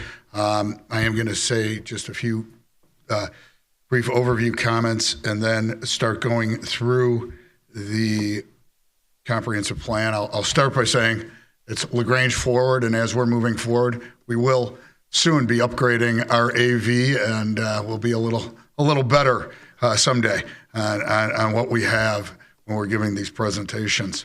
I also want to say in the front, we normally try to end meetings by 10 o'clock. It's for our mental and physical health, and as well as our staff and our residents that come out. So again, the goal will be to end tonight's meeting approximately 10 o'clock. It doesn't give us tons of time. I also want to reserve at least 15 minutes for trustee comments at the end for both just general comprehensive plan comments if you want to make any, or any other matters that you'd want to make in a trustee comment. So my goal is to stop where we're at 9:45 and continue it, obviously at 9 o'clock, we're not finishing tonight, continuing it till the October 14th meeting. Attorney Schuster, you'll have to tell me if we need to do anything to do that, or do we just roll through? You just do it when you're ready, just a motion to continue it. Okay. Well, okay. So we'll take care of that business at approximately 9:45. To start off, one of the things Michael Blue said is really what I highlighted in the comprehensive plan. It was under the vision for community character, and it's LaGrange is a front porch community where residents know and look out for one another and are active in their community. And to me, I think that's a great summary of LaGrange. I do believe it's a great, and I would say biasly, the greatest village to raise a family. We have, what makes it so great: stable households, fantastic schools, wonderful churches, and places to worship. And I would say we have the best suburban downtown. I think this board and the village boards, really since the 2005 comprehensive plan, have done a great job adding diverse housing. You can look at the townhouses that are both on Hillgrove and Burlington. You can look at Uptown LaGrange, the large apartment development that replaced the YMCA. Mason Point, townhouses and some single-family houses that replaced the Mason homes. You have 50 South Ashland, a large upscale condominium building, and we have Beds Plus that built a facility for 20 chronically homeless people. We also recently approved apartments on Hillgrove. I will say 5-story apartment right adjacent to residents. But those are buildings and things that the board has done to make diverse housing. And so I think that the board has really done a great job. And what's so special is, even with those projects, we're still a front porch community. And, that's what I believe the majority of residents want to remain, is a stable front porch community. So when I'm looking at the comprehensive plan, it's really the lens I'm going and looking at it through. So moving forward, I think if everybody could get their comprehensive plan out as best, either digitally or on paper or whichever works best. And I'm just going to start, I think in the beginning, there may not be any comments, or there may. So I'm just going to start. And first thing that's up on my screen on page 1, I believe, I don't really have my pages marked, is acknowledgements. So did anybody notice anything under acknowledgements that they're uncomfortable with, or did it work? And you have to shout, because I'm not necessarily going to be looking at you. So just interrupt me and say, I do have a comment, and then I'll be happy to call. Next one is table of contents. Any issue there? Next, we're going into what is the comprehensive plan. Again, I believe we're on page 5 now. There's 159 pages. And so just stop me if somebody finds or gets to a concern there. Where then how to use the plan structure, plan implementation, the process. We've gone over that. Oh, thank you. You're going to have to speak up, though. He's got something to say. Awesome. Trustee Peterson. Okay, and I am looking at comprehensive plan, and I'm on page 5, and talking about the heart of the comprehensive plan is community goals, and I'm particularly looking at the statement, this analysis creates a baseline for the plan by identifying the community's current strengths, weaknesses, opportunities, and the challenge, and a filter through which goals can be evaluated and refined. I'm struck by the word filter. It seems somewhat limiting to me, and I thought maybe more like a framework, because it, as I said, filters to me seem like they start limiting, whereas I want the input of my colleagues here on the board, if you are in agreement or if it's not important. If it's all right with you, I would ask if we could ask our consultants why they chose the word filter, and then move it to the board to say, I like it, I don't dislike it, think a better word would be better. So do you know we're on page 5? We made it all the way to 5.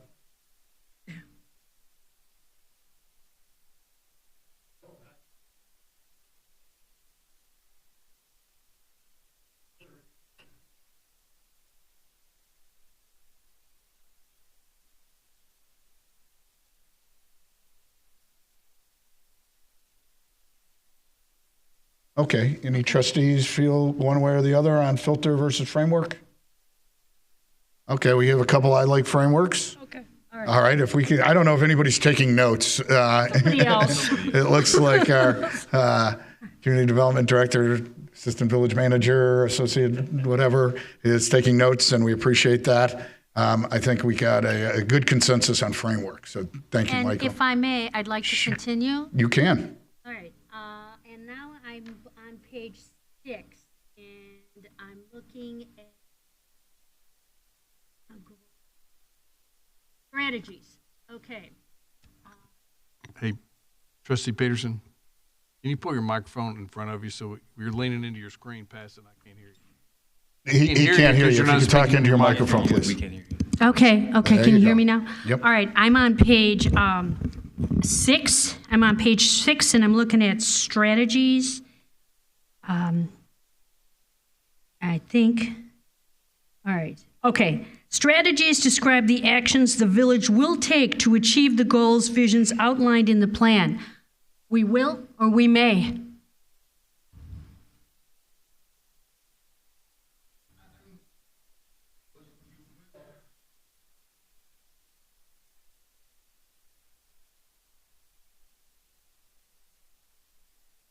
Well, what I was just hearing when you were introducing all this is recommendations, and that's what's coming to mind.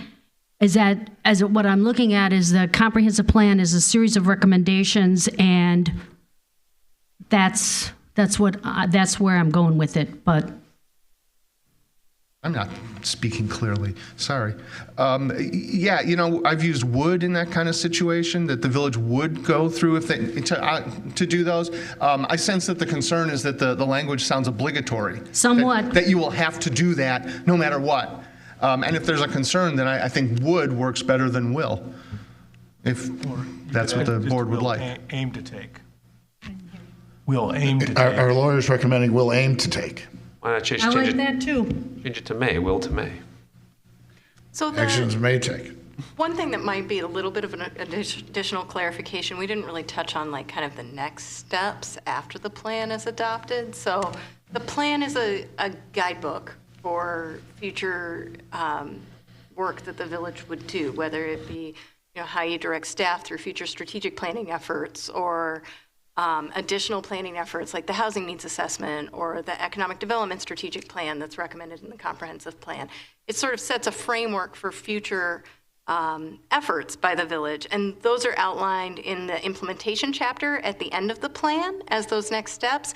And as part of that implementation, the idea is that the community, that the village board would revisit the plan every so often and evaluate whether those goals and strategies still make sense or not. And there might be changes over the period of the 15-year planning horizon. So if the concern is that there's certain strategies that we don't want to pursue, my recommendation would be that we remove those from the plan rather than have them in the plan and not pursue them. But there would be opportunities to continue to revisit the plan over time. It's a living document. It's intended to be. Okay, so we've heard some good comments there. How do people feel about changing it from may take or keeping it as will take? I liked what Ben said. Can you repeat He's that paid. for me? He's paid to write and talk. So, what were the words you used, So Ben? leave in will, and after that put aim. That's fine. Will aim to take. That works. That works. That works. How do other trustees feel about will aim to take? No strong objection or objection? I'm not hearing an objection, so will aim to take. Okay. All right. All right. I think I'm off of the first 2 pages. We're going all the way to page 7. Plan implementation. Any concerns with that? The plan process. We kind of talked about that today. A vision for LaGrange's future. Beautiful picture of Stone Avenue. LaGrange at a glance. A brief history of LaGrange. Oh, we got a comment. I had one kind of last minute note that I did just before this meeting started here on page 13, brief history of LaGrange we go through, our timeline. Yep. And, I don't know it's not every single thing. Well, it's page 12 and 13, but it's not everything that we've done. But something that's really important that we did in this town, and we did it preemptively, was we changed code to allow our dry town, our historically always dry town, to allow first full-service liquor license. And we did it before anyone asked for it. And it allowed full-service restaurants to come in, and people no longer had to go to the neighboring towns for that. And that change, that thought, that vote by this board was significant in our historic timeline. And it matters here because we are talking about economic development. We are talking about the businesses that flourish here. And we are talking about how we got here. And I would love to see a note about that somewhere. I don't want to lose that in history. I think that it was an important vote. It was. What time period are you speaking of? We'd have to look up the records. I've seen it anywhere from 80, 79, 78 to 80. 80. I mean, we could do a little bit of looking into that. Well, didn't we have in cahoots? That was I think that one got, I think Kelly's got the first liquor license in cahoots. Might have been the first or second. What about Betsy Magdalena's father-in-law's place? I'd have to do some research. Right. They were working under a grandfather clause before they got Yeah, they were, but they were full liquor. Not full. I think it was I just never beer. was in there. It was way before my time.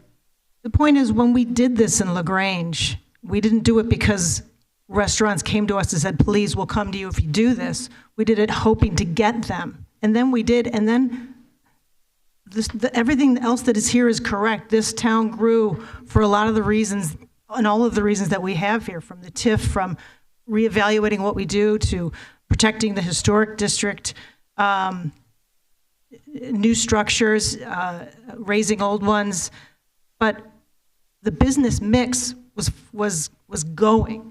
And when the restaurants came in, and they still do, it's really, they're pillars for the economic community here. So it really was a big deal. Western Springs was still dry, and they were for a decade after us, as was Hinsdale, and those people came here. So it's a minor footnote, but I'd love to see it added here because it was significant. Okay. I'm not sure how we discuss that further, but without any language. So I guess, does any other trustees want to direct staff to research this issue? I see Trustee O'Brien saying you do. I'd agree with that. Yeah. Okay. We're directing staff to research that to see if there's an appropriate place to put that. All right. Past village planning efforts.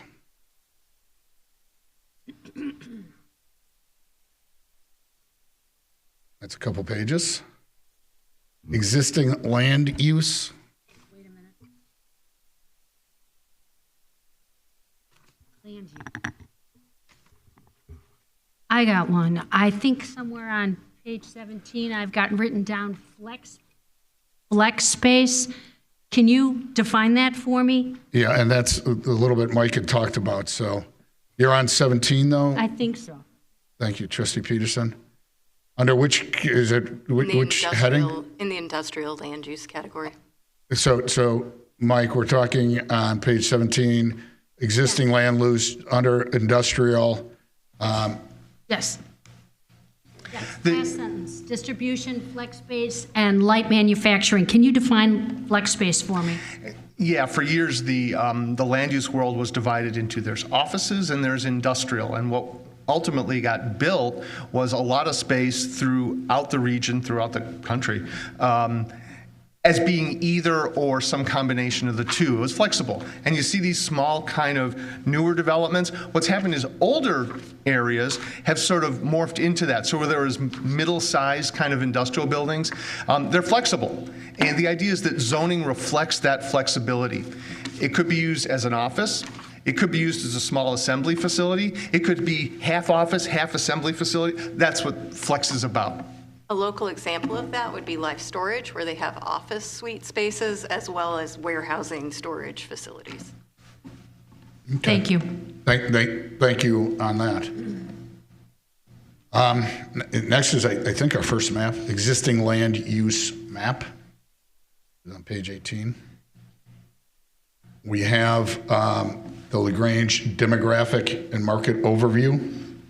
President Cook, I just think before we fly past this page, I think we should, because it does start to set the tone for what we're trying to achieve through this plan. Okay, but happy to stop. And these numbers were updated. And I'm sorry. Page 19. So we're talking about the LaGrange demographic and market overview? Right. And I appreciate Peg Mauser from bringing this up and pushing it, and we've updated them. But from when this study was first put out, our median income has gone from 124 to 144,000. Our population has actually slightly gone down. Our median income is up $10,000 on a median basis. So we're seeing a huge increase in income in this town, but also total housing units have gone up by 345 from the last study, but our population continues to decline because what we're seeing is more younger people moving in. And just as information, I went and pulled the school stats. All our schools are in declining population as well, public schools. But the high school is now at historically low levels. D102 is at low levels. D105 is at low levels. So we're seeing a younger population with less kids move in, but we're also seeing a more affluent base. And today I pulled up realtor stats. The median home price in the Grange went to $620,000 from $550 last month, and it's up 19% this year. So we're seeing a continued increase in real estate values in town, which brings up the issue with affordable housing in this town. And I think as we get through this, and you'll see some of the later comments, we have to address affordable housing in this town because we're about to price ourselves into being an issue meeting our goal, but also where do families live in some of these plans that we talk about. But I think it's important that we just look at the stats on our town. We're a fast-growing, vast economic, high society town, but is that really what LaGrange is based on, and how do we keep people living here that are younger, children of people, or senior citizens that still want to live in their homes? So just thought we should look at those stats. Well, okay, so a couple of things, just to be clear. This picture doesn't talk about housing values. No, I'm just saying, I just mentioned that as a No, point. no, I know, but and I get it, and I'm sure there may be a slide where that's appropriate. And it also talked about, we call it medium household size, and then it talks about dollar amounts. I'm not sure why it's called median household size. I had a question about that too, medium household size. Are you talking about medium household income? No. I think it's a misprint. Yeah. So that will be changed to median household income, and that number was 141,235. Glenn, Trustee Thompson, I think your comment was around 144, and at some point it's going to be what statistics are used. There's different statistics that measure different things, and there's different dates. Right, but I'm just saying we updated this slide from 2 weeks ago to today, and that's the change in these. I have the slide that was given to the Planning Commission. It was 124,292. The deck you have now says 141. Right. So the slide, since this study started to be performed, we've had a big change in our stats. Sure. So I don't know. I'm not sure if you're recommending another change. I'm just saying I wanted to stop and pause and look at it for a minute before. Okay, because it's going to drive a lot of my comments as we go forward on certain sections. Fair enough. And maybe, Michael, you can explain some of the updates and why these statistics were used. We talked about, I think it came up at the public hearing, was a question that when we start, new data becomes available. It's all kind of average, but it's nice to have the latest. So that's why it's updated. I don't know if there's more discussion at the hearing about that. I would suggest to you that what the numbers are is not even a change of a few or even $10,000 doesn't change the findings of the report. It continues to make the point that Trustee Thompson has made, is in terms of the cost of housing, which is why we look for that number and do that. So it was updated just as an effort to have the latest available information. It doesn't change any of the findings or direction or policy recommendations. Okay. And I had a comment too. Is there somewhere in here where we do have the median household, the median cost of a house in LaGrange? Is that somewhere in here? I don't remember off the top of my head. Okay. The plan's over there. Emma? A while back, we had put together the community conditions report, which did a deeper dive into some of this demographic and market data. This is just a summary that's in the plan. And that might speak to housing costs, but it's not included in the actual comprehensive plan. All right, I only just thought of it now because of Trustee Thompson's Glenn's comments. All right, I don't think it's worth trying to jam it in here. All right, I'll just go look that up on my own. But I think housing has gone up. Right. I mean, right. What a surprise. And I think what's important about the table here is, I think, again, or what I think is valuable in the table is the comparisons too, so we kind of know where we're at, in terms of all the other surrounding communities too. So, anyway. Okay. I'm glad we stopped there. The next one is LaGrange demographic and market overview, dealing with race, ethnicity, educational statistics. Next up is continuing the demographic and market overview with market analysis findings. Next screen up is public engagement, and this goes to the consultants and their engagement and different outreach to see where we're at. Trustee Augustine. Thank you, President Kugler. Just as we're commenting on the fly here, I have a note to just point out that the staff this board, but really the staff and Charity did, and the groups that we brought in, did such a good job with this plan. Getting the word out, bringing people in and creating the engagement. So you're not just saying that, you really did, and many of us here were part of it 10 different times. So again, kudos on that. You'll hear that all night from us. It was a really spectacular thing, and we needed it. And as such, people were paying close attention and are, and they're reading this page by page, and they're sending in feedback. So we're getting emails, people stopping us on the street, and of course, in all the meetings we've been in, people have a lot to say, and you've heard some of that tonight. And I think you will continue to hear from us on different comments that we receive from residents that really factor into how we want to see this remain as it is or change ever so slightly. But just really, in general, you did such a good job. We have a lot more to talk about, but thanks for that. And just wanted to say the public engagement was impressive. Thank you, Trustee Augustine. Moving on, again, vision for community character, goals for community character, input, planning considerations of the community character with the design review overlay district. Trustee Augustine, are you raising your hand? Yes, sorry. One thing with design overlays, character, and which page are you on? templates, just this is generally this area. I mean, we're on page 28, but we'll talk about it throughout this piece. Pointed out I was the liaison for a plan commission, 2 plan commissions ago when you first presented to them, or probably it was like your 4th time presenting to them, but it was of the kind of almost complete document. Trustee Thompson's normally that contact, but I filled in when he was traveling. And it was really great to see. One of the things that came up with then, and we talked about it, the Plan Commission talked about too, was the design characteristics. I think we also talked about it at a general mixed commission meeting here. Want to be careful when we put out examples and templates and overlays of what we ask for buildings to look like. I like it as a baseline, but one of the examples I gave was when you look up and down, for example, LaGrange Road or Harris or Burlington or Hillgrove, you don't see this uniform, everything the same color, shape, and size, roof line building. What I don't want to do is see us turn into this kind of beige template community. So I want to just be very careful as we're looking at all of these overlays and all these design characteristics and examples of what people can and cannot build. I want to make sure that we're very thoughtful not to create something that we are not. We want to have high standards for construction, and we will have an aesthetic eye, and we have commissions for that, but I don't want to put too many examples in place because we'll get too many of those, and that's not what LaGrange looks like or feels like.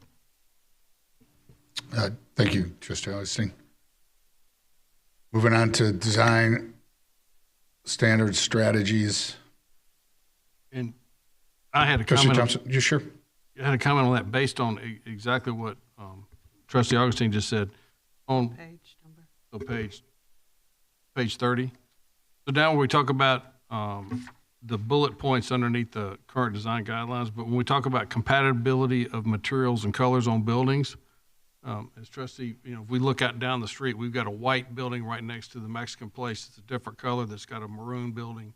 We're an old town and we don't have consistent colors. I don't think we should have consistent colors. That's not what old Main Street used to look like. So I would like to see that compatibility of materials, but not necessarily colors, because again, I don't want all of downtown to look like the corner of LaGrange and Ogden Road where everything's the same color, bricky brick. But also, we also have in here using natural and durable materials.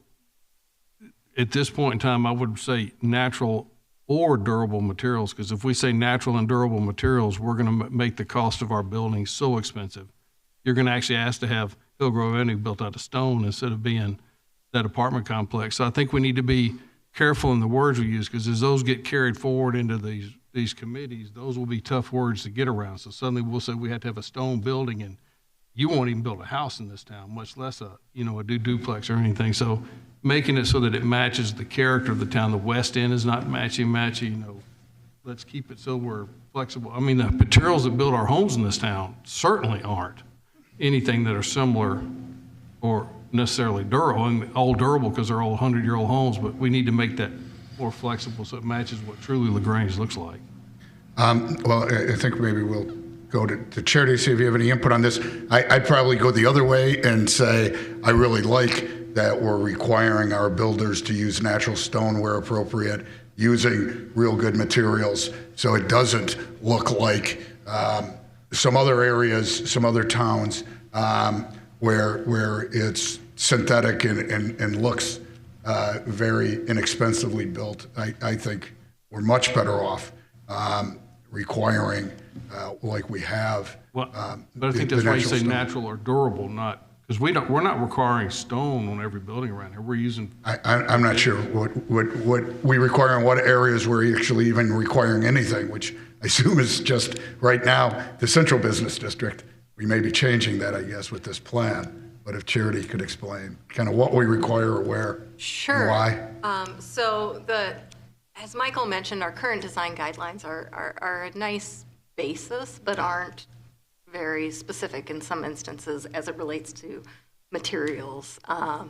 So there's a variety of materials that can be used. I think, to Trustee Thompson's point, there are some engineered products that are good quality products, like hardy board siding, for example, is an engineered product, but is probably really appropriate to use on maybe a townhome, which we're proposing that design guidelines would apply to. But we might not want an entire commercial building clad in those panels. We might want to have different requirements for commercial properties.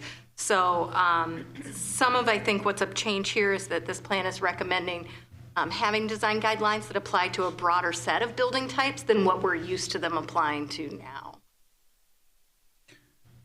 So I think what Trustee Thompson was saying is looking at on page 30 is this is going forward. What we're telling people going forward, and there may be a design overview for most of the village, at least if this were to be followed.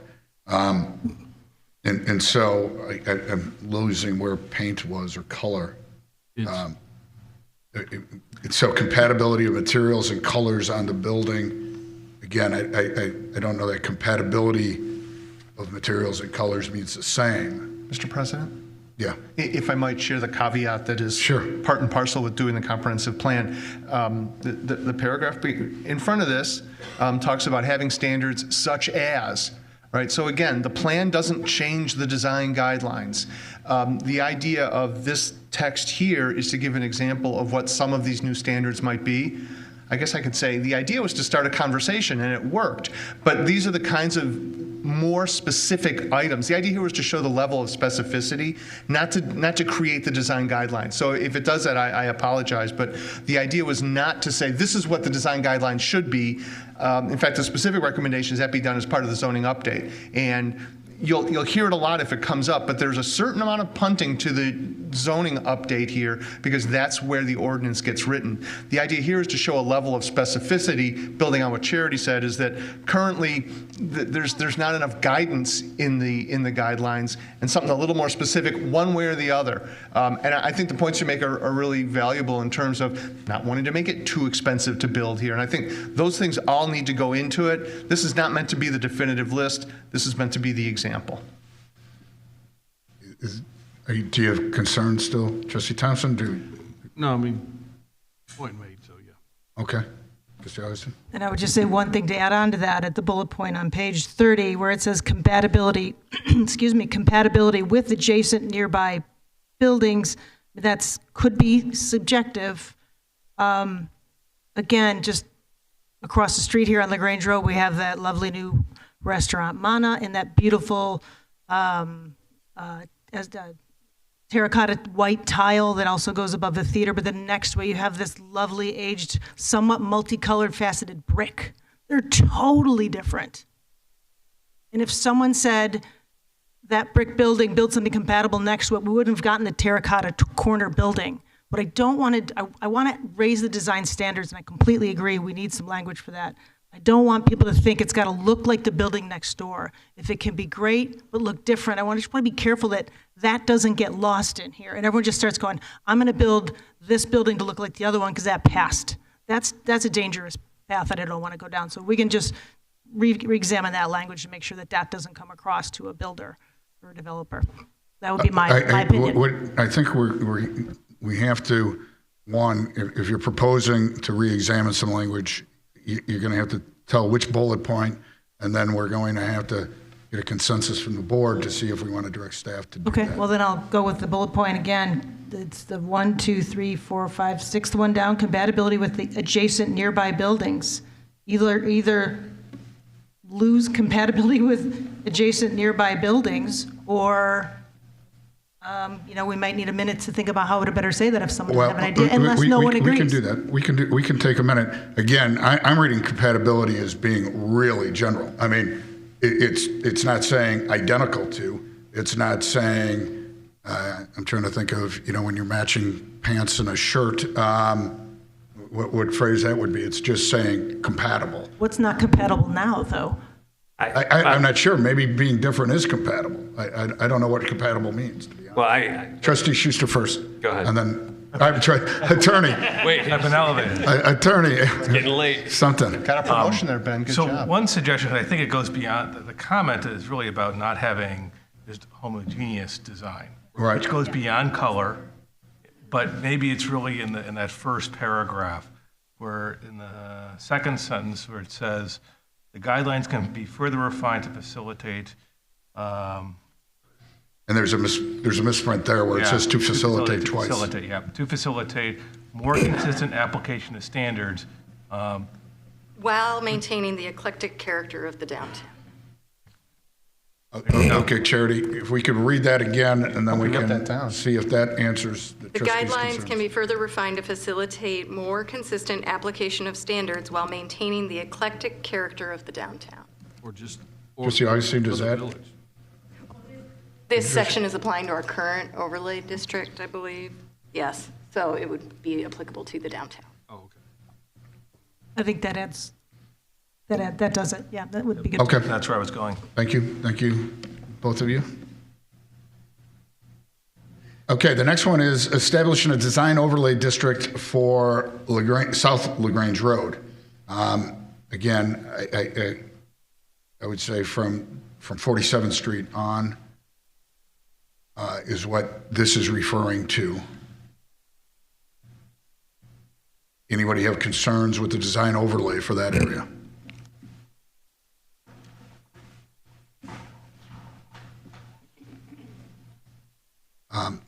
I had a question that came up, and that is, if the board wanted sometime to consider a TIF for that area, is that something that would be in the comprehensive plan or not necessarily? Yes, in fact, the section, the sub-area talks about the village's involvement in the area, and TIF would certainly be one of those public-private partnership activities that would be in keeping with the plan. Okay. If there's interest in being more specific about a type of... Not necessarily. Okay. I was just wondering. Moving on then to number 3, establish design guidelines for new multi-unit and single-family attached residential development. And again, multi-unit is defined as apartments and condominiums, and single-family attached is townhouses. Those are where we had some pictures of some very nice designs, both inside and outside of LaGrange. But that is signaling that is what currently in 2024 people think are attractive. And so is everybody comfortable with that?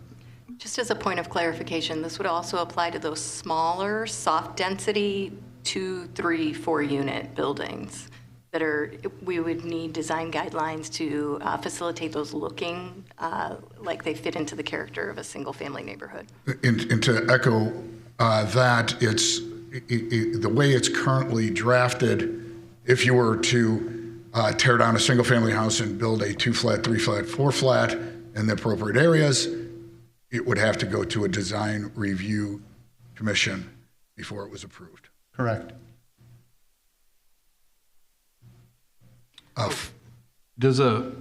So I'm going to build 2 townhomes side by side, and I'm going to make them look modern.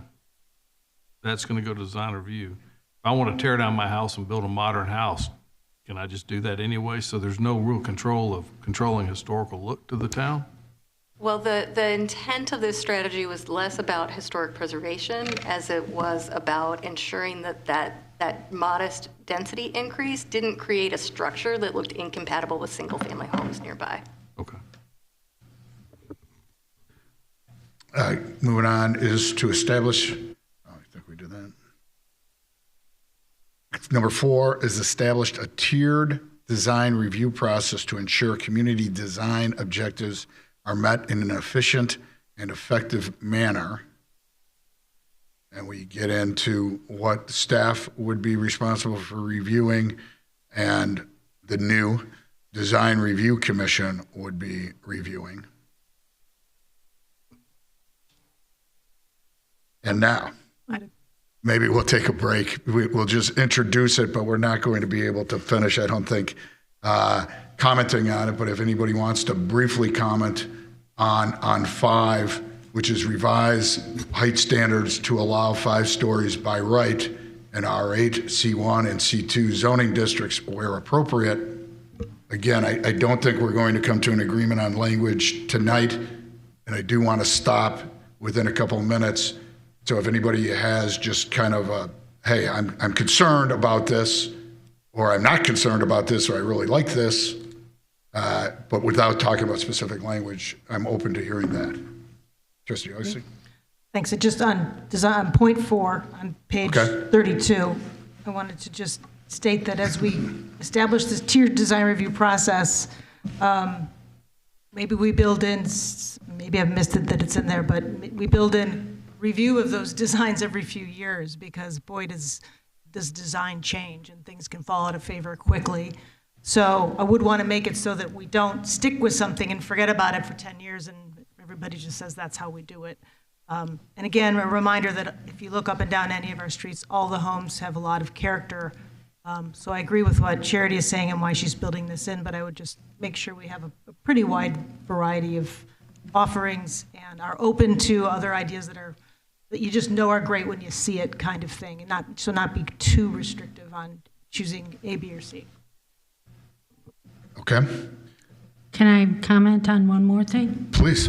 Okay, I'm looking at number 5, revise height standards to allow 5 stories by right, R8, C1, and C2. Is there somewhere in an appendix that are going to define what R8, C1, and C2 relate to? Are those abbreviations or coding defined? And we do have these official zoning map that will have those if you can read them. You may have to expand it on your computer. Yeah. But C1's color coded. Yeah, I see that they're color coded, but are they defined? What exactly does that mean, C1? If we don't have time, we can pick it up C1's our later. general commercial district in the zoning. What? These are all references to our zoning districts. So maybe staff could put together, I guess, like C1 is, maybe you have it here, maybe it C1's says. central commercial, C2's West End commercial, and then R8 is multiple family residential. R8 is multiple family resident, okay. Yeah, there's a legend at the bottom of There is a legend that defines it? At the Okay, bottom then of the all right. So we'll show you that Yeah. offline. I'm expanding it now. Exactly. You'll need to, believe me.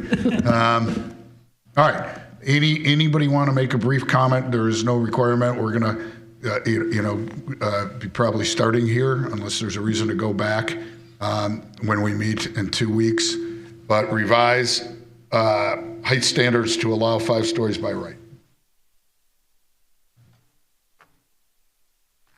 I'm quite concerned. It looks like I'm in the minority. Well, no, but, President Kukla, you're not. I think that's better for an entire conversation that starts from the new meeting, because I think you're concerned, I'm concerned.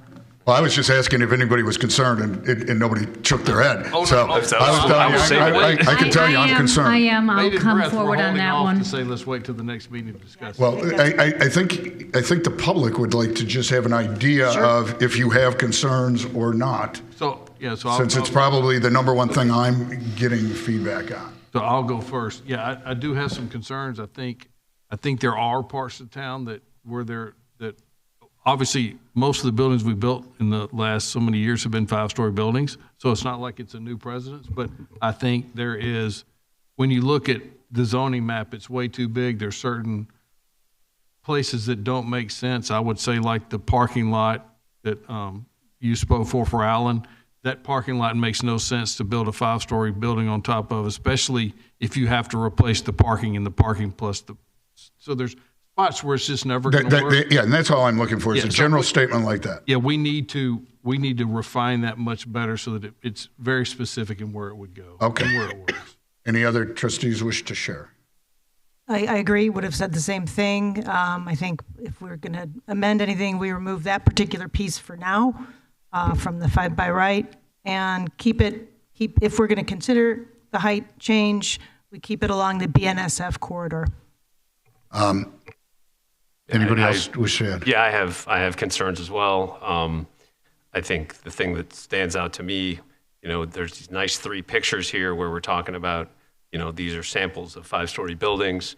Those are all residential only, not mixed use. They all have setbacks. They all fit within the character of the community. So it's sort of deceptive when we're using those pictures, but we're talking about mixed use buildings that have commercial first floor right to the lot line. So that's some of my concerns. Anybody else? Anybody else? Okay. Well, I'm glad I brought up my concerns. And my concerns are, quite frankly, is a matter of right. I think that developers notice quickly that we do have 5-story buildings. I don't think they're blind and they know that there's ways, but it allows us to work and make sure as best as we can that the existing homeowners that live adjacent to these properties their concerns are addressed. I also have a lot of concerns about parking with these units. I own one of the units and I rent it out, and I can tell you that tenants have cars. So I'll discuss again at length those concerns. So with that, I think it's a great place to break. We need a motion to amend the ordinance to allow us to continue on October 14th. Is that true? You can just do a motion to continue. I'll do a motion to, I'll ask for a motion to continue. Motion to continue. I'll hear Trustee Gale and a second by Trustee Thompson, and a roll call vote on that. Legal counsel, roll call? Do voice vote is fine. Let's do a voice vote then. All in favor of continuing this discussion on the comprehensive plan to October 14th, please say aye. Aye. Aye. Anybody opposed? Okay. We've tabled that until October 14th, and we do appreciate everybody coming out.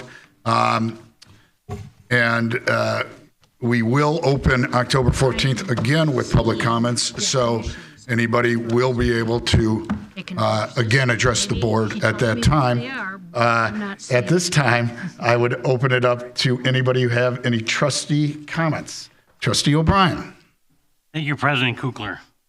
I just wanted to pass along on July 21st, LaGrange lost a longtime resident and current business owner in Matt Engels. He passed away unexpectedly, leaving a wife and 3 kids behind. Because of that, Joe Grill, who is Matt's brother-in-law, and many softball leaders and alumni are putting together a softball game on October 5th at Cedric Park B Field, starting at 5 p.m. Any players and coaches 15 and up are interested in playing, they'd love to have you come out and dedicate in regards to Matt Engels. Trustee O'Brien, can you give us the date again? I know it's Saturday. October 5th. At what time? 5 p.m. at Cedric B. And in the ages for the players are? 15 and up. And I think that families and supporters here of Coach Engel are asking even for younger kids to come and kind of look and see some good players. And it's my understanding it's just not going to be an all-star game. There's going to be it's skill for anybody that wants to come out and play. Absolutely. So a great event. We appreciate the people putting that together to honor Coach Engel, who really impacted a lot of people's lives. Thank you, President Kugler. Okay. Trustee Arce. Thank you, President Kugler. I wanted to make mention of another event that was shared with me from some of our friends at the League of Women Voters. I'm planning to attend. It's Tuesday, October 8th.